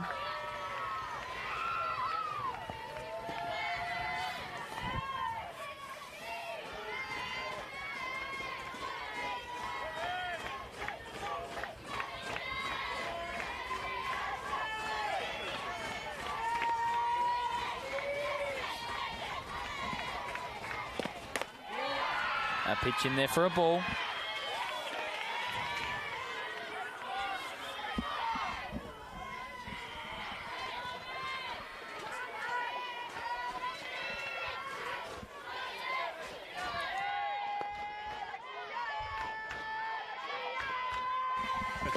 That pitch, another drop ball. Count 2-2. Plenty of comments rolling in from our viewers, Brian. Still sitting around the 1.7k mark. A great turnout in the live stream. Well, we can't be doing too well. We haven't driven too many away. That's always a bonus. So we'll just hang in there. That's it. Keep the comments coming through. There's a lot of positive feedback there for you, Cody. So West can't hold up on that one. Strike 3. great change up. Out number 3. So we go to the bottom of the 6th. SA with 2 more chances to try and score a run. You can see the change up floating in there, inner half. West trying to hold up. No can do. Yeah, 11 Ks. We talked earlier about how important it was to get a run on the board and try and defend it. And so far, Queensland done a fantastic job defending that single run. So South Australia starting to run out of opportunities, but I'm sure they'll keep fighting right through to the very end. Some of our comments. Great play by the Stars. Scott has a rocket of an arm. Absolutely. She did actually really well to split across there and stay out of the sliding lane. And throwing off balance and to actually get the ball away as quickly as she did, it was excellent. She had obviously trying to avoid the runner who was sliding in to try and break up the play, which is what you're taught to do. And but she managed to keep her feet well apart and still get the throw off. So yeah, it was excellent play. Almost throwing from a square base there. Just a bit of top half power. It gets it over there in time. Yep. That's why we practice all scenarios, the training, and try everything you can and learn how to throw. You know, if you want to play in the infield, you've got to be able to throw 3 or 4 different ways. You've got to be able to throw underarm, sidearm, overarm, anything that's required. So you never get the balls or not always hit straight to where you want it to be. So you've got to be versatile and adaptive when you're playing in that infield in those 2 pivots. Stepping in the box here, Olivia Elliott, the left fielder, sends that one up. Third base side, third base shortstop all giving chase, and it will just come off the glove of Tamura. It looks like it might have been a fan interference. Here Tamura looks at the fan down the left field line saying, "You threw me off." You can see here, we're going to get a replay. It looks like he tries to catch it, then goes, "Oh, I'm going to get out of there." And she goes, "What are you doing?" He didn't actually reach over the fence there, so no fan interference. You can see Allen making the call. He was right there. Yeah, he did the right thing there. He pulled back, left the player with plenty of room to make the play. We didn't have an instance like they had at Yankee Stadium in the playoffs. I don't know if you saw that one, Brian. Fans reaching over and trying to pull the ball out of Mookie Betts' glove. Yeah. Pitch sent foul. First base side this time. It gets hit down near the Queensland corner. Holden once again warming for Queensland. Just staying loose as a precaution, I'm sure. Always got to have a pitcher warm. You never know what can happen in a game. As a coach, I've done it myself where I didn't have a pitcher warmed up and the pitcher got injured in the first innings, and it's very embarrassing. I do remember that. Not the one I can remember. It was a very long time ago. You wouldn't have even been hit by pitch there. Elliott makes her way down to first base. Just clipped on the way through, so 0-2 count. Sandercock gives a free pass away, as you can see here. Clipping the back leg. She did try and get out of the way. Knew it straight away. Yep. Good call by the Blues. She did attempt to get out of the way, and the batter's box does belong to the batter. So she didn't lean in, didn't try and make the ball hit her, so definitely the correct call. There's been a couple this week where the batters have actually leaned in and haven't been awarded the base, so umpires again, even on that, they've been right on the ball from what I've seen. Yep. Marcelino 0 for 2 in this one. Swings through that one. Some interesting names here for some of these YouTube comments. We've got some fan pages as well. Interesting to see the interaction in our comments. Some people are having a lot of fun. Probably too much fun. Lucky when I was playing, there was no YouTube. Actually, there was no computers. So that's how long ago it was. But that anyway. pitch sends up to left field. No worries for Deep fly ball. Kuhara. Gets underneath it. No tag from Elliott over at first. Fly out to the left fielder. As you can see here in our replay, turns well on it, just underneath. Not far off at all. Kuhara coming in nicely. Nice little step to the side. And makes the catch. And the pitcher's just keeping that ball just high enough in the zone to make it difficult for the batters to come over the top and hit through the ball evenly. So they're hitting under the ball. Peterson steps up to bat now. That pitch in there. Rise ball 101 k's an hour. So still some pretty decent speed on these pitches here in the late innings.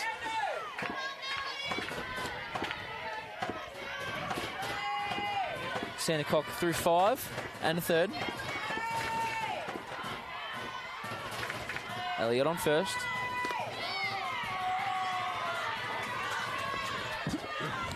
Peterson doing the catching today. 0 for 2 officially. A fly out to left field and a strikeout looking to end the third. Getting her third look at Sandercock. Behind 0 and 2. South Australian dugout, nice and loud, willing their team on. Pitch sent foul. Pretty consistently around that 100 k's an hour mark, Brian, on that up and down.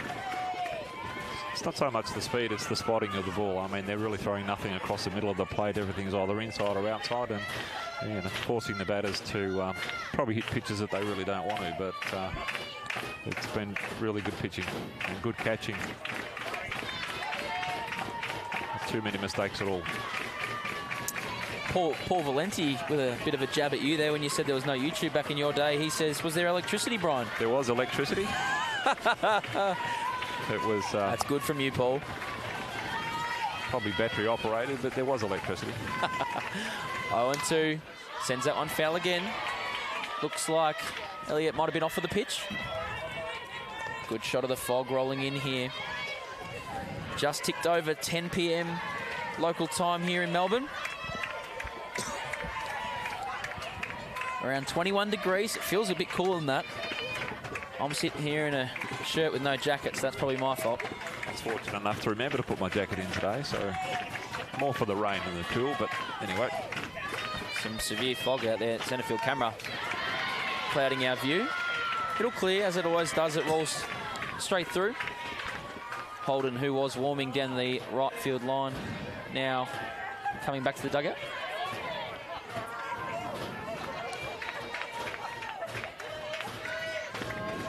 I've actually lost the outfielders out there at left field now from my view at home plate, so hopefully they can see the ball if it does happen to go up. Count remains 0 and 2, one away. Pitch sent up to centre field. Oh, we're going to have the exact dilemma that I just explained, but centre field was all over it. Straight under it. Lucky we've changed to the yellow ball. Might have had trouble seeing the white one back in the day. Well, by the 6th inning, it probably turned black anyway. It was black anyway, yes, by the time the pitchers had their pine tar all over it. But and home plate umpire is going to call time. Almost looks like a close-by fire with the level of thickness here. But, yeah, the outfielders, we've lost him out there. I can't even see him from here at ground level. Obviously, the camera there with Murray above the diamond has a better view. But from what I can see from behind home plate, I can barely make out the left fielders. I definitely can't see the spectators on the outfield fence. What I can see is the Waverley scoreboard. Yes, it's standing out very bright in the gloom. It's one of the only things lighting up our nighttime view here last night when the power went out in the 5th inning. It was the only thing that was still operating. Battery generated, so that was fine. Yeah, the stream was still on. The stream was still running. It was just the lights that dipped out. Looks like we're going to keep playing. This is interesting here. Well, she caught that ball without too much trouble, so she obviously saw it fairly well. Yeah. The minute there's a drop catch, though, Brian, what are we going to talk about? Anything except that. Maybe we need the moon to come back out and get rid of this. Hey, fog delay. We talked about all these delays. We might get a fog delay. Well, I mean, it's already been 1 minute, so does that count as a fog delay? I think it might. It's actually lifting. I can see it lifting now. Won't be long. There you have it. We talk about Melbourne weather, Brian. We've had a delay of every type this week here at the Gilley Shield. We have, but my goodness, we have been able to get back out here. Against all odds, we've only had 2 time slots we needed to play today, and here we are at 10 p.m. 10 p.m. Yes. Trying to get the second one finished. The first one started at 10 a.m. and 12 hours later, we're still going. You can't make this up.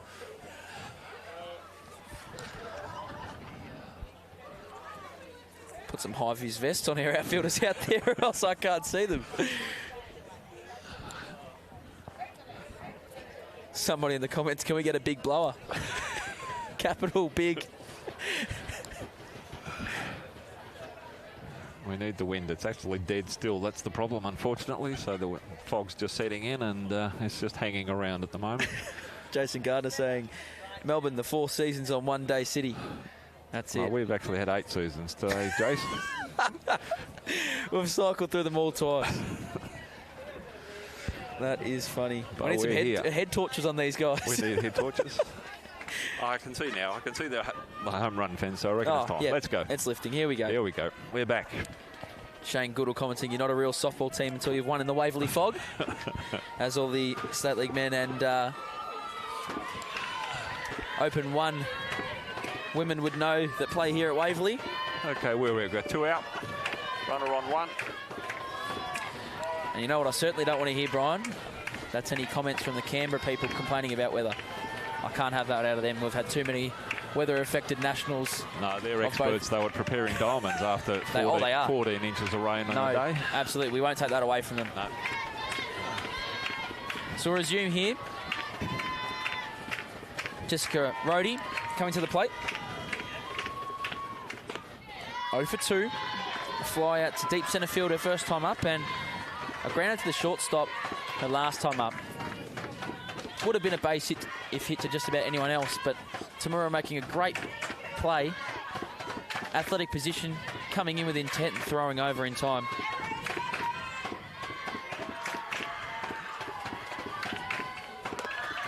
Runner taking off. Tamika gets the ball over at second base. Safe is the call. So a nice evasion slide on the outer half. Going in hands first. Runner in scoring position for South Australia. As you can see the throw going over there. Just getting around it in time. Keeping her Blue was mid in on the perfect bag. position to see that play. So another good call. Hasn't been a lot of stealing done this week from what I can remember. There's a lot of quick runners out here too, so I'm a little bit surprised there hasn't been a lot of stealing done. A lot of sacrifice bunts and hit and run plays, but not too many steals. That was Elliott there taking that bag. She reached base on the hit by pitch earlier on. Rohde's big swing through that one. Apologising to her coach for the aggressive swing, but Coach Ben Lucas encouraging the intent of the swing, but just trying to calm her down. She's called time and stepped out of the box, taken a moment. Little breather, count 2-1. She had leverage there, took a nice hack. South Australia threatening here, bottom of 6. Score 1-0 for those just joining us. The lone run coming in the first inning. Top of the first off Jade Wall. A nice single scoring the runner from second. Little blooper over second base into centre field. Pitch up in the zone. Same pitch. Rohde lays off. Does well to make the adjustment. Finds herself in another hitter's count. 2-1. Make that 3-1. 3-1. So the base open over at first. Maddie Scott waiting on deck. Not someone you necessarily want to have to face with the runner in scoring position. Sandercock will go after Rohde here. 3-1 in there. Nice pitch, runs the count full. Sandercock escaping a few jams so far in this one, leaving the runners stranded at second. Second and third also in the innings prior. Finds herself in a similar spot here Runner at second, 3-2 the count, 2 away. Infield pretty neutral. Pivots back. Sandercock on the full count pitch. Change up, sent out to left field. It's going to get down. Elliott getting waved around. She's going to score no throw. Rhodey moving up to second base. A great piece of the ball there. The South Australians evening the game 1-1. They field out there, had trouble handling the ball and little fumble, which allowed the runner to score fairly easily from second base. But great piece of hitting. That is Sandercock's third hit allowed. Looks like we'll get a pinch runner for Rhodey. Or maybe not. She just come out to celebrate with her team and then back out she goes. You'd think here, bottom of 6. Plenty of wheels on that bench, Brian. We might see a pinch runner, but Ben Lucas opting to keep Rhodey out there. Maddie Scott coming to the plate. I think we're here to commentate, Cody, not coach, so maybe we'll let the coaches coach. Yeah, they do that best. They do their job. They know she might be much quicker than you give her credit for, Cody. That one sent out to left field on a line. Out to left field, straight down the throat. That coming off the bat very hard. Excellent. Excellent piece of the ball. Very unlucky. Went straight to the left field. That jumped off the bat with quite a bit of pace. You'll see on the replay coming up here. Smoked out to left field. Kurihara playing in. Getting under that one. Score 1-1. So South Australia doing the job they set out to accomplish there in the 6th. Scoring that runner from second. A great piece of hitting from Rhodey. The right fielder turned this game on its head. So we head to the top of the 7th. Kilfoyle coming back out for her 7th inning of work. Score 1-1.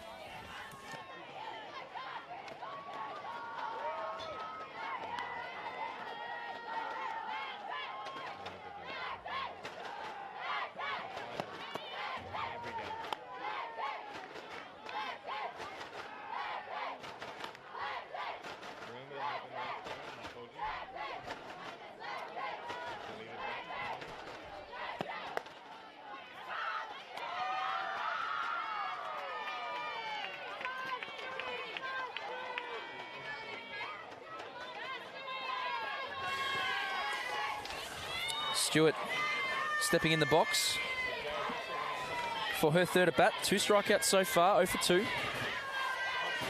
Kilfoyle 4 hits, 11 Ks, 1 walk, 1 run in her previous 6 innings. First pitch in there for a ball.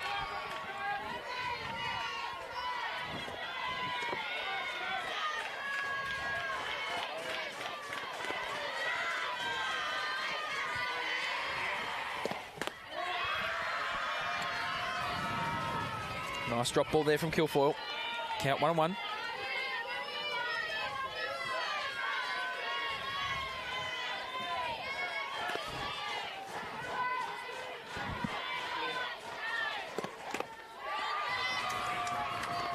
Pitch in there around the 106 mark.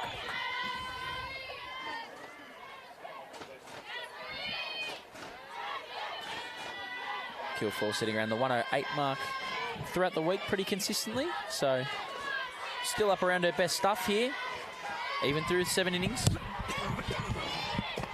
That pitch sent up, first base and catcher converging, and it's going to drop in front of the first baseman. Not much communication there from the infielders as that one dropped in. Hard to hear as well with the Queensland dugout being right there, lots of noise. Second chance here for Stewart. Count 1-2. Nice drop ball. Stewart doing well to get back to it.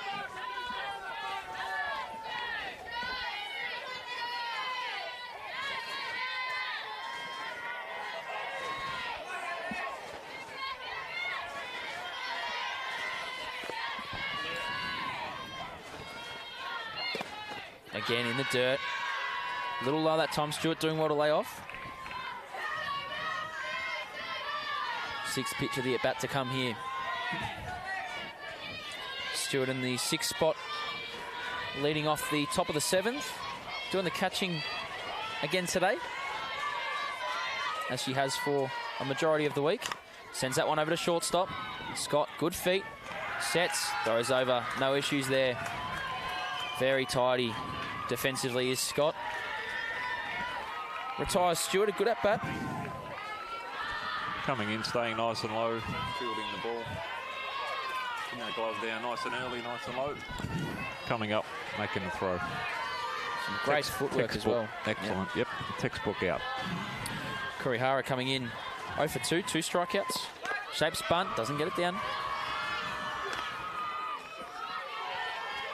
Kurihara in the 7th spot. You see on camera there, Rhodey, the hero in the bottom of the 6th, tying the game up for South Australia through an RBI double.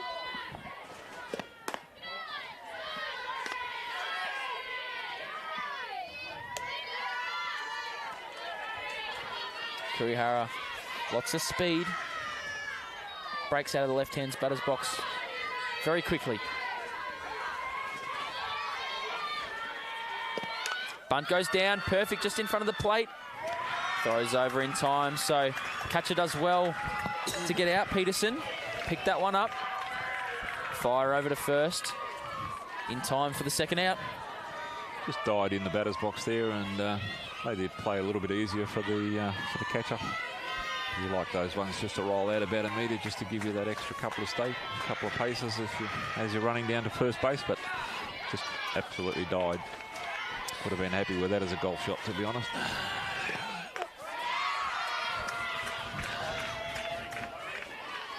Munro, 2 hits so far. Single to left field, single to right field.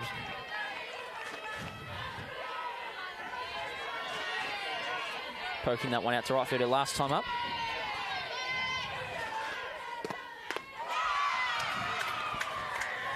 Swings through that one, 0-2. Found herself in a few 0-2 counts and managed to put ball in play for the base hit in her previous 2 at-bats.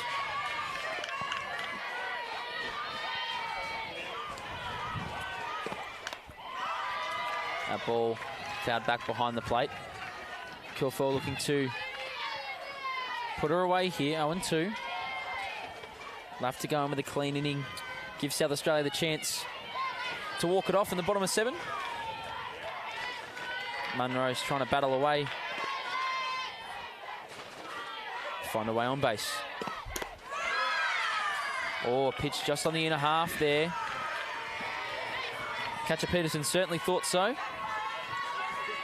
Both catcher and pitcher thought that was there, but obviously the blue didn't, and that's the only one that counts. Count 1-2. Kilfoyle will have to throw another pitch here. Fouled back again.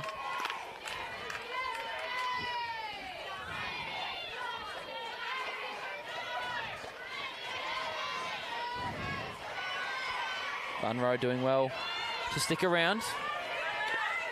Keep fighting these pitches off. Spoiling that one down the first base side over near the under 14 girls team. Very vocal in supporting their Queensland Heat side.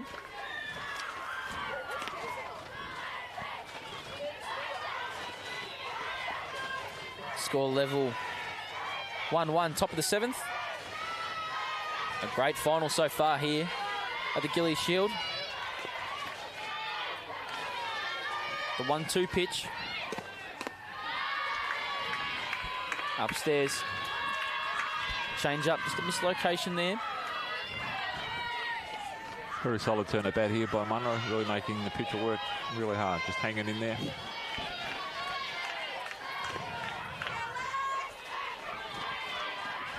Two pitch. In there, called strike 3. That'll be strikeout number 12 for Kilfoyle. Only allowing 4 hits, 1 walk, 1 run so far through 7 innings. South Australia will go into the bottom of the 7th. Looking to walk it off. Score 1-1.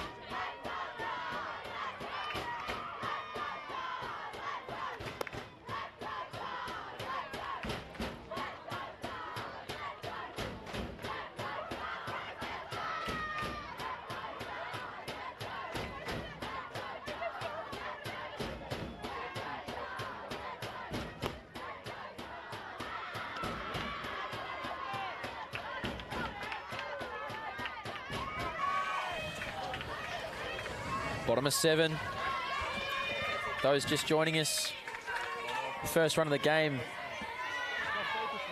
An RBI single. Queensland going up 1-0. No action until the bottom of the 6th. Jessica Rhodey, RBI double, levelling the score 1-1. And here we are, bottom of 7. Sandercock coming out for her 7th inning of work.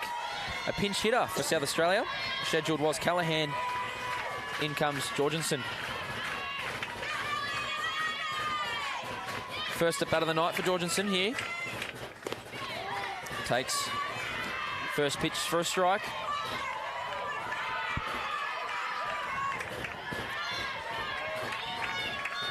Good to see so much support out here for a late game out at Jells Park. The one we've all been waiting for. Pitch, fouled back, Jorgensen 0-2. I mentioned earlier, Brian, how tough it is to come in and pinch hit in any spot, in any game. Probably the situation you like to, though, because there's really not a lot of pressure on. I mean, there's pressure on, but not as much pressure as if you're trying to save the game. So there's an opportunity to swing freely, and if you get lucky, then you can, you know, it's not quite as much pressure as, you know, if you were coming in to try and, if you were 1-0 down, let's put it that way. Yeah, especially with runners on as well. Base is empty. Yep, just free hit, basically. Coach has given her, I'm sure, an opportunity to go out there and just swing the bat. Pitch up in the zone, strike 3, Jorgensen. That'll be the 9th for Sandercock. Certainly didn't leave anything behind. She was going after it, which is probably what she was instructed to do by the coach. So at least she was aggressive in the batter's box. King, the 8th spot. 2 strikeouts so far in this one, coming up to bat.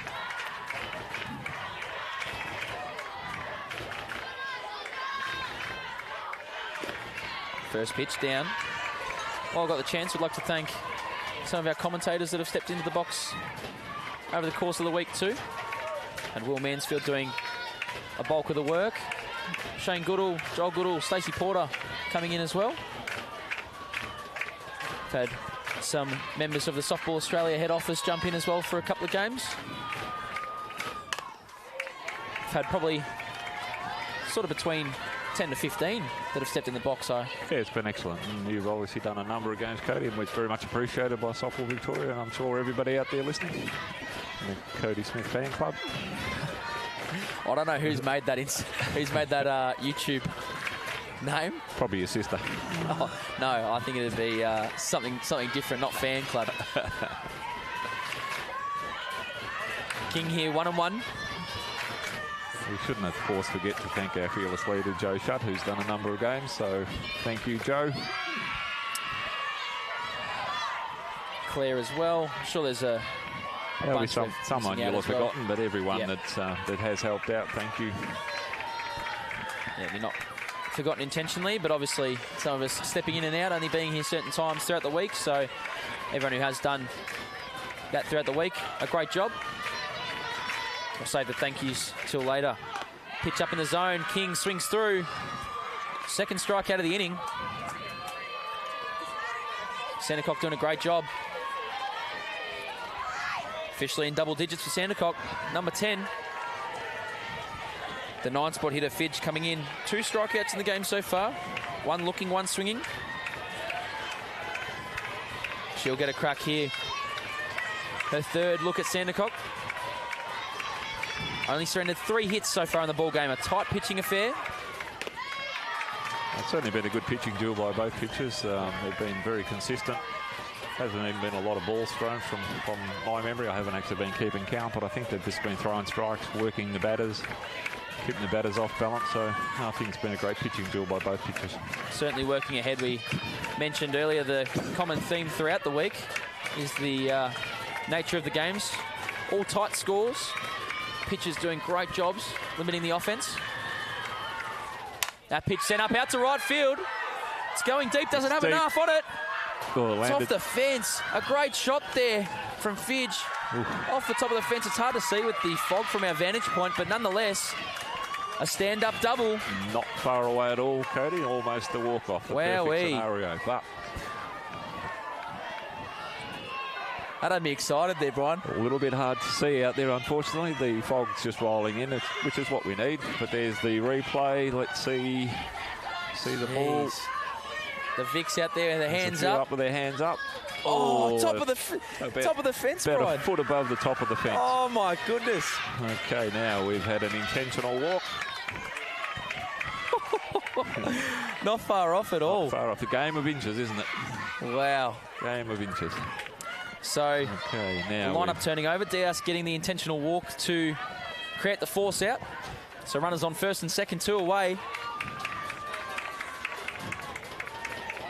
Elliott steps into the box. Hit by pitch in her last at bat. Reached on an error the one prior.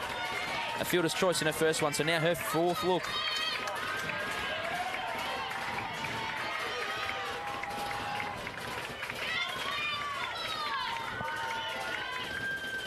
First pitch foul back from Elliott. And you can see on the screen, Cody, that fog's starting to roll in again. Very heavy. Exactly what we need at this stage of the game. Not another delay, couldn't be.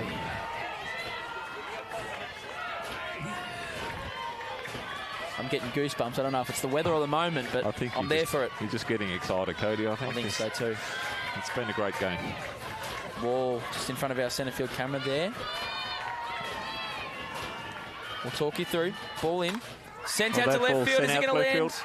Just foul. Just foul. Hard to tell from our vantage point, but we'll see that on the replay, I'm sure.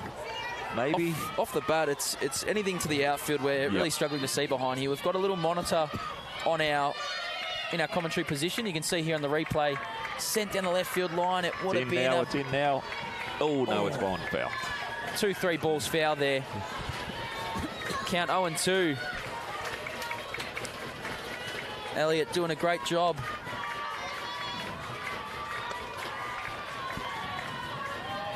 Sandercock, we've mentioned how she's kept him at bay for most of the game. 10 strikeouts, only 4 hits allowed. Change up, sent out to left field. It's going to land in front of Wall. Throw coming to the plate. Is it going to be in time? Obstruction call at the plate. It's a walk-off. That's the run. South Australia walk off Queensland here in the Gilley Shield final. Elliott the hero. A great piece of hitting, sending that one out to centre left field. What a game, Brian. Great piece of hitting in the end there, yeah. Excellent game. Great piece of hitting. Great effort, great throw for Wall. Almost getting it into to make the out. The umpire called the interference or the obstruction at home. So probably correct call and a great result. South Australia. You'd think someone's turned on the smoke machine to celebrate. Exactly. It's just the fog. It's just the fog. You can see here on the Spacequake replay. Is the replay. Sandercock coming set. Fidge at second. Deposits that one out over shortstop. Out to left centre field. Fidge off with the pitch. Perfectly placed. Wall doing a well great fielded job. by Wall. Coming up, making the throw. Down to the plate. Catcher coming across the line. Catcher and Fidge getting there with the hand. Good call. A great call. I think she didn't have the ball in her hand at the time that the runner hit her leg, so therefore it's a... I've just got Trevor Murphy behind us saying, yep, the umpires have agreed, they've confirmed it, so... Wow.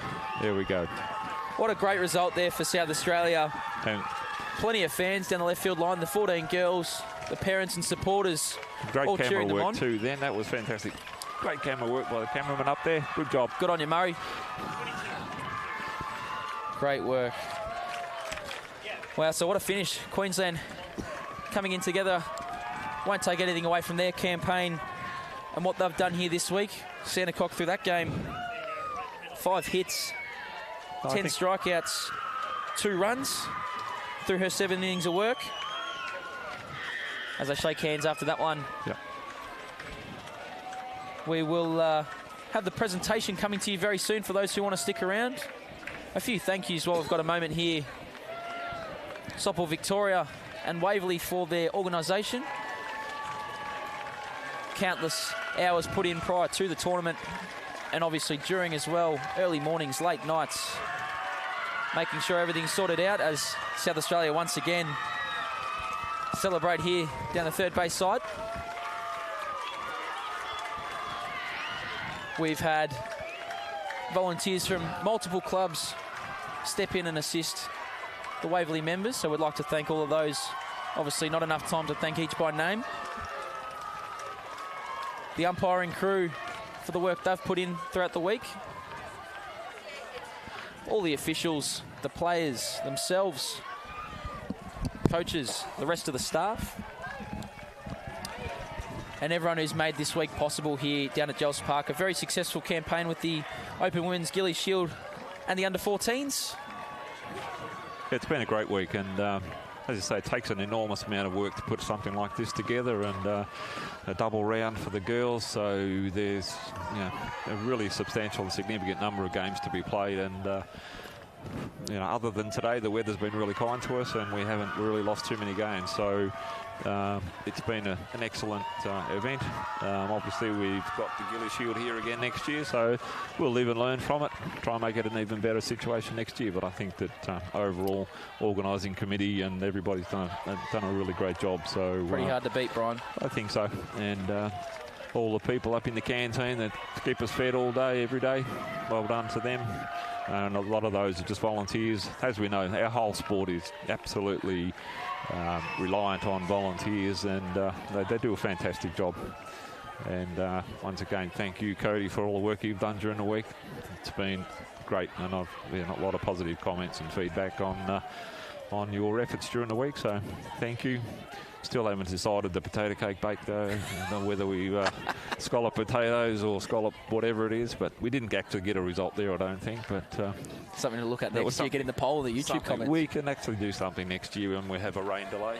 Awesome. So it is one of the hard parts when you're sitting here and you've just got nothing really to talk about, to try and find things to fill in today. We're not professional people and can't talk about things that have been going on for the last 20 years like they do in the cricket and various things like that, but so well done. Kept people entertained during the week, and it's been very much appreciated by most of the people out there.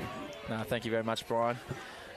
So just one final thank you to all the Waverley organisers, Softball Australia and Victoria for their combined efforts here, and last but not least, Spacequake Sports for bringing us the broadcast throughout the week. A great job from the team there, multiple cameramen, obviously the boys behind the scenes as well, doing a great job conducting this operation here for the first game of the day, all the way through to the last for the entirety of the tournament. And the coverage that they bring to the game, and it's second to none. So a great job from them. We're very lucky to have them. I think they're nearly ready for us to hand over to the official party. So I believe a secondary stream will be launched for the awards, possibly following on maybe in this stream. I'm not sure. Something to clarify. Just in case, stick around here on the stream. We'll come to you with our official presentation of the Gilley Shield, the winning team's medallions, and all the individual awards to come as well. For myself, Cody, and here with Brian as well, thank you so much for joining us tonight. Thanks again, Cody. It's been a pleasure. I managed to avoid the microphone all week and got railroaded in the grand final, so hopefully it wasn't too bad. You put up with me, and thank you to everyone that was listening. It's fantastic to see our sport starting to get recognised and having people with the ability to start watching games and quality games. And yeah, once again, thanks everyone for the effort during the week. Congratulations, South Australia, on a great Gilley Shield.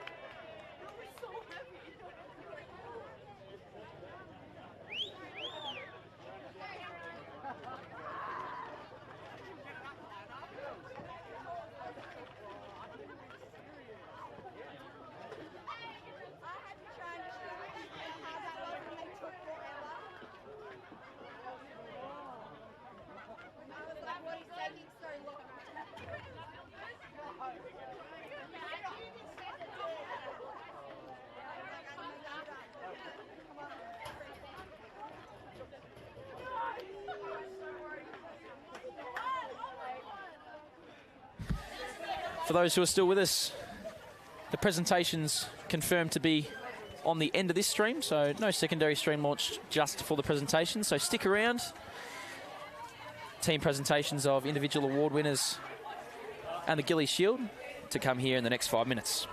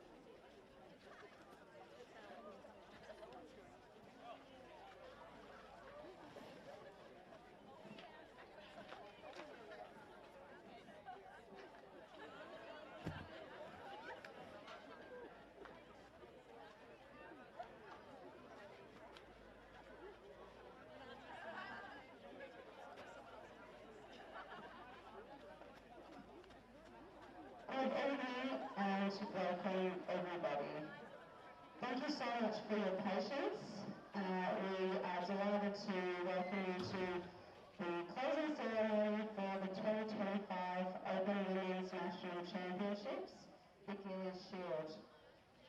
I'm Jo Shutt and I'm the State Operations Manager for Softball Victoria.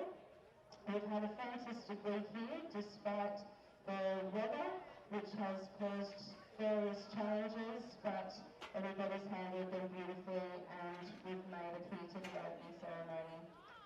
The Gilley Shield has been held on the lands of the Wurundjeri people of the Kulin Nation, and I wish to acknowledge them as the traditional owners of this land. I would also like to pay my respects to their elders, past and present, and the Aboriginal elders of the communities who may be here today. I'd like to introduce the official party. To my left, Technical Delegate Angela Broadbent, Tournament Convener Danielle Rigg, Chief Umpire Lee Evans, Chief Statistician Zoe Carolan, Softball Australia Events Coordinator Emily Fry, Waverley Softball Association President Leanne Thomas, and honourable guests Sarah Lowe, CEO of Softball Australia, and SV Board Member Shani Arthur. We also have Lee Godfrey, Leanne Evans, and among us tonight we have a range of Softball Australia, Softball Victoria, Olympic representatives, Australian representatives, and also World Cup representatives. So I would like to acknowledge the teams who we have with us tonight.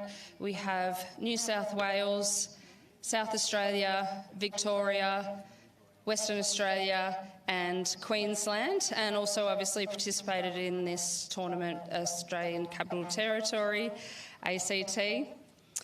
Have I forgotten any? And Tasmania, I knew I was missing one.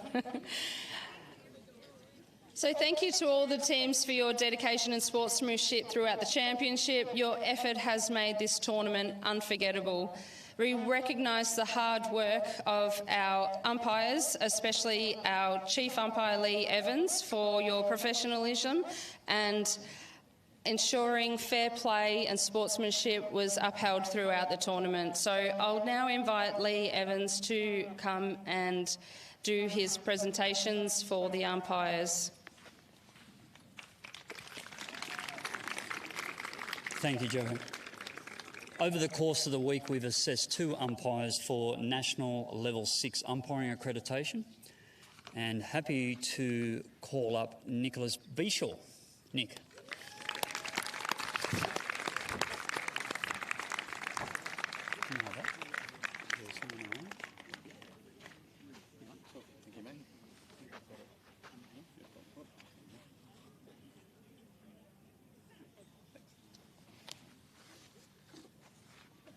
And also Matthew Beach. Come on, Matt.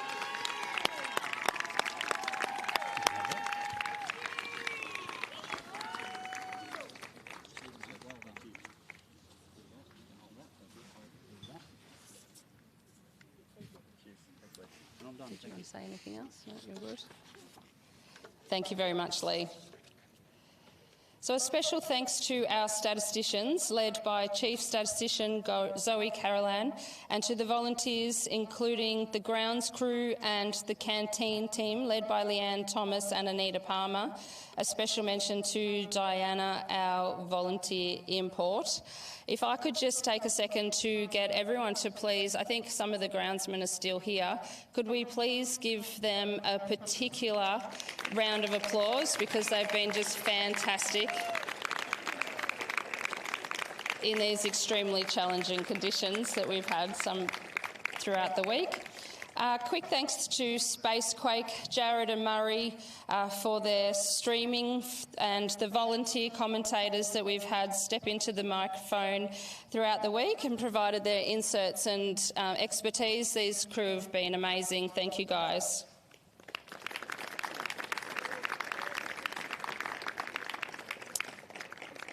I'd now like to introduce Softball Australia's CEO, Sarah Lowe.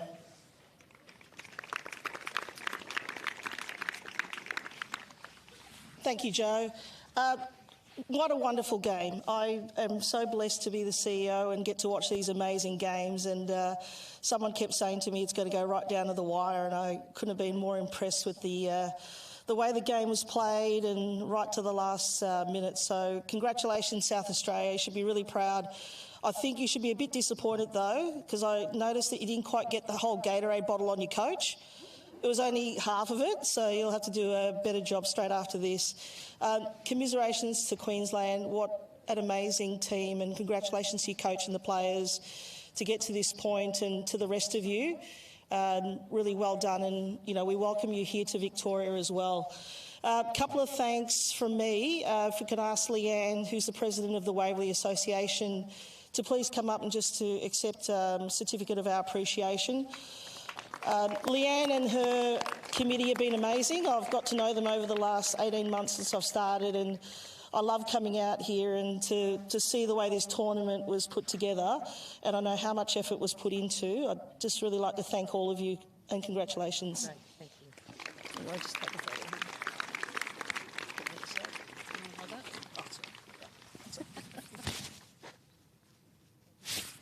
And this tournament couldn't have been done without Softball Victoria as well. It does take every state to actually help contribute to the local associations that have put up their hands to tender for hosting. And of course, I've got Jo Shute, who's the State Operations Manager, here to my right, and just wanted to thank her and acknowledge her and all of her staff in Danny and Tim, and also Softball Victoria board as well. Absolutely amazing. I know how much effort you've put in to put this tournament, so thank you, Jo. Thank you, Sarah.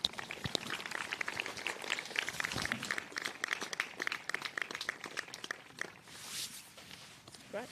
Thanks, everyone. Thanks, Sarah.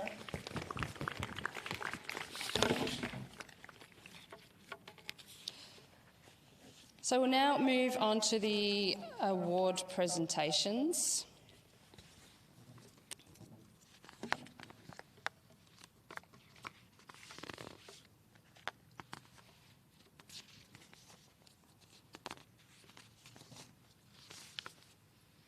Find my piece of paper. Okay. So the first award is the Rosemary Addy Medal for the Rookie of the Year, and I would like to ask Lee Godfrey to come up and present this award for us.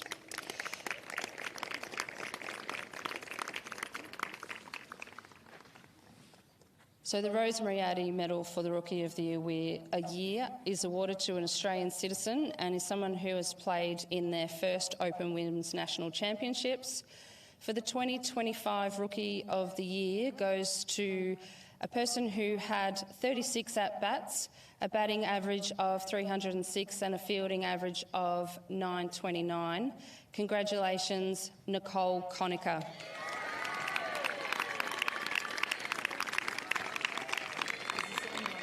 You can do them all, if that's all the individuals. Thank you.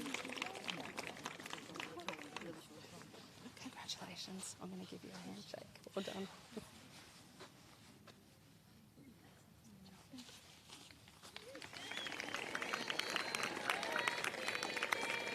Well done, Nicole.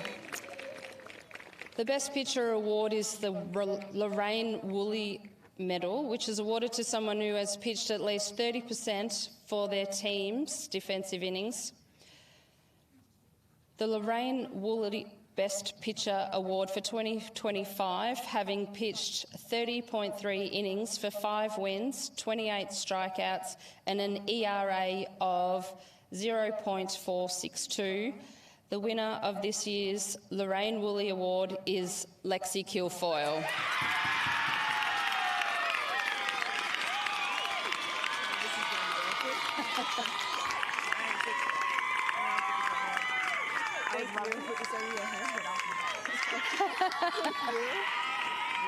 Yeah, just chuck that on there. There we go. Needs a step.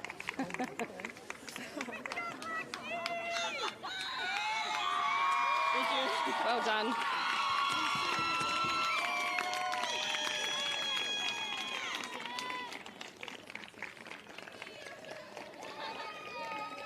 The Sybil Turner Award is next. So the Sybil Turner Medal is the Best Batter Award.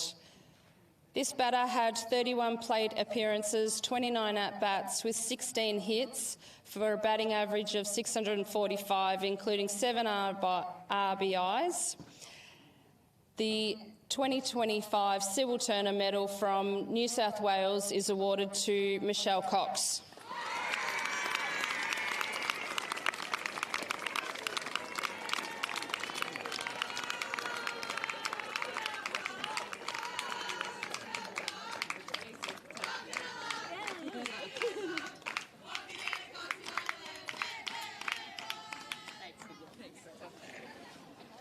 Well done, Michelle.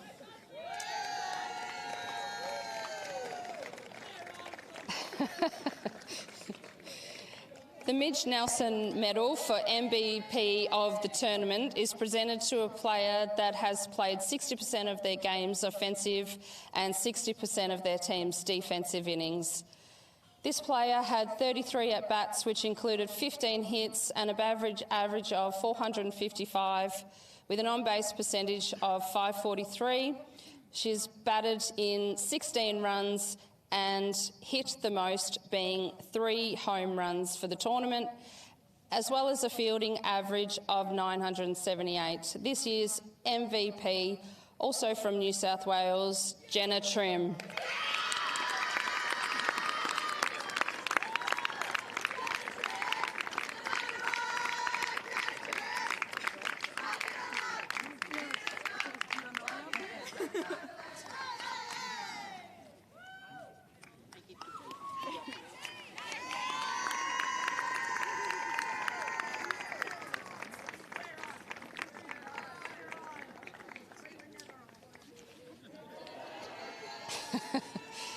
Okay, so we're now going to present the Audrey McLaughlin Cup. So the Audrey McLaughlin Cup is the minor premiers, which goes to New South Wales Fire Stars. You're very welcome. They've changed all my order. Oh, that's all right. Is it the glass? Thank you.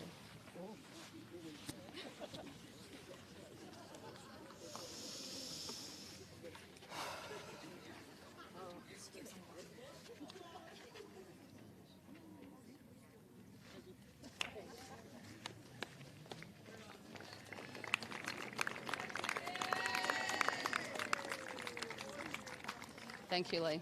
Thank you, yeah. So the grand final umpires and statisticians, we would like to recognise them. Plate umpire Brett Tyler, first base umpire Joel Grimes, second base umpire Jessica Morley, third base umpire Jessica Stewart Tyler, left field umpire Alan Walsh, and right field line umpire Chrissy Travers. Can we please give them a round of applause?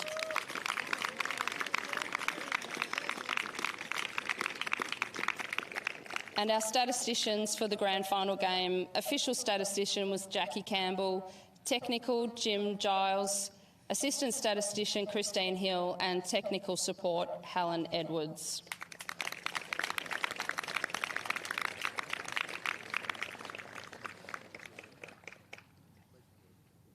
So the grand final MVP and Gilley's Shield will both be awarded by Leanne Evans, and Leanne is a highly decorated Victorian player that we'd like to welcome up.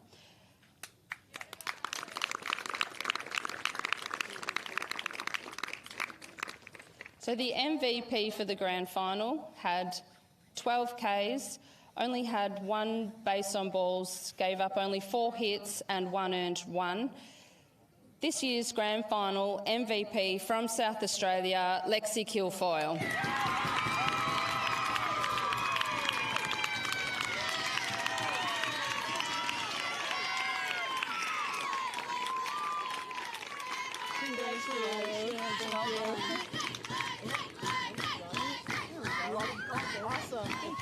Well done, Lexi. Thank you.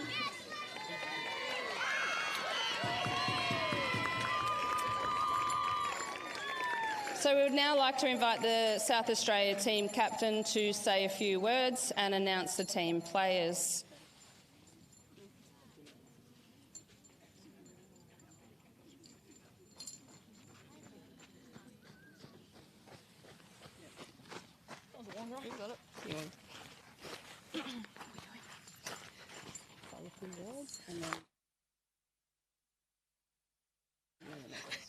Firstly, we'd like to thank Softball Australia and Victoria for hosting, especially thanks to the grounds crew for getting the fields ready today, because that would have absolutely sucked. But thank you.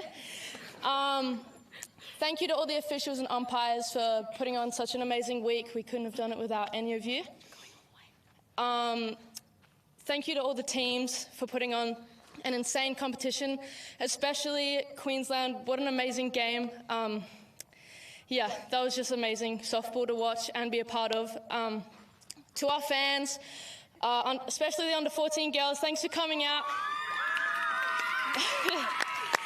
We couldn't have done it without any of you.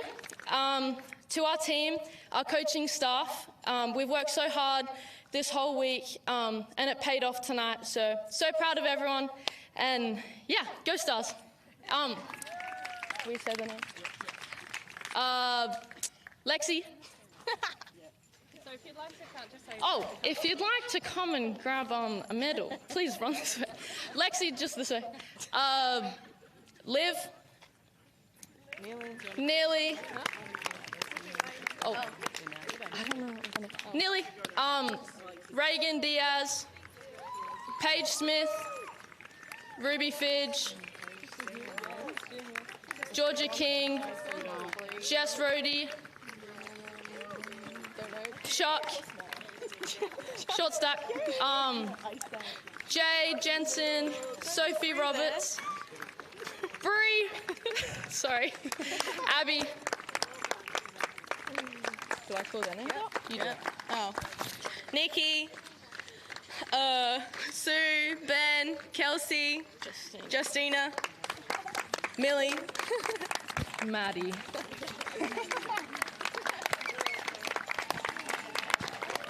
Thank you so much. So you grab yours and then we'll give you the shield.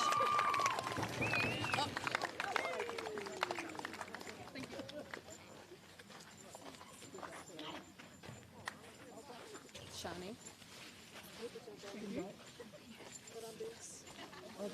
Thank you. Do you want to just help Leanne with the...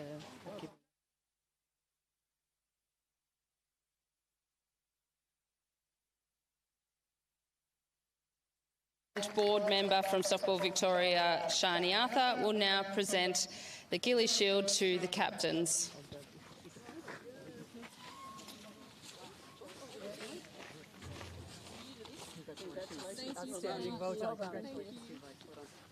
So we will get all of you guys to come over to the front.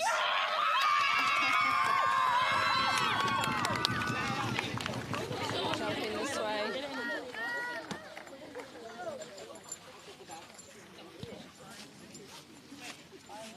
Go over that way a little bit if you can, that way. So you girls stay there, and then we'll get some more people over to this side if we can. Those coaches, and then a few more players around this side. Just so you're on centre.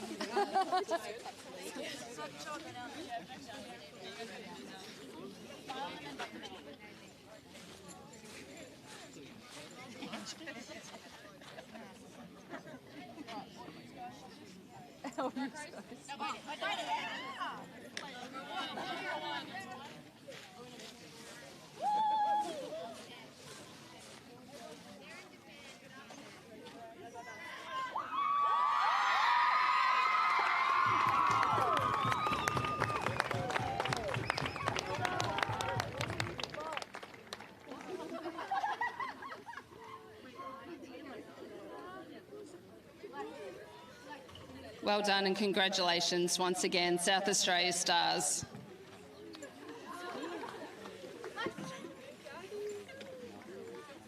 So I'd just like to take this opportunity to thank you all for being part of this incredible tournament. I wish you all safe travels. I know a lot of you have a long way to go back home, and we look forward to seeing you again at future events. Thank you very much.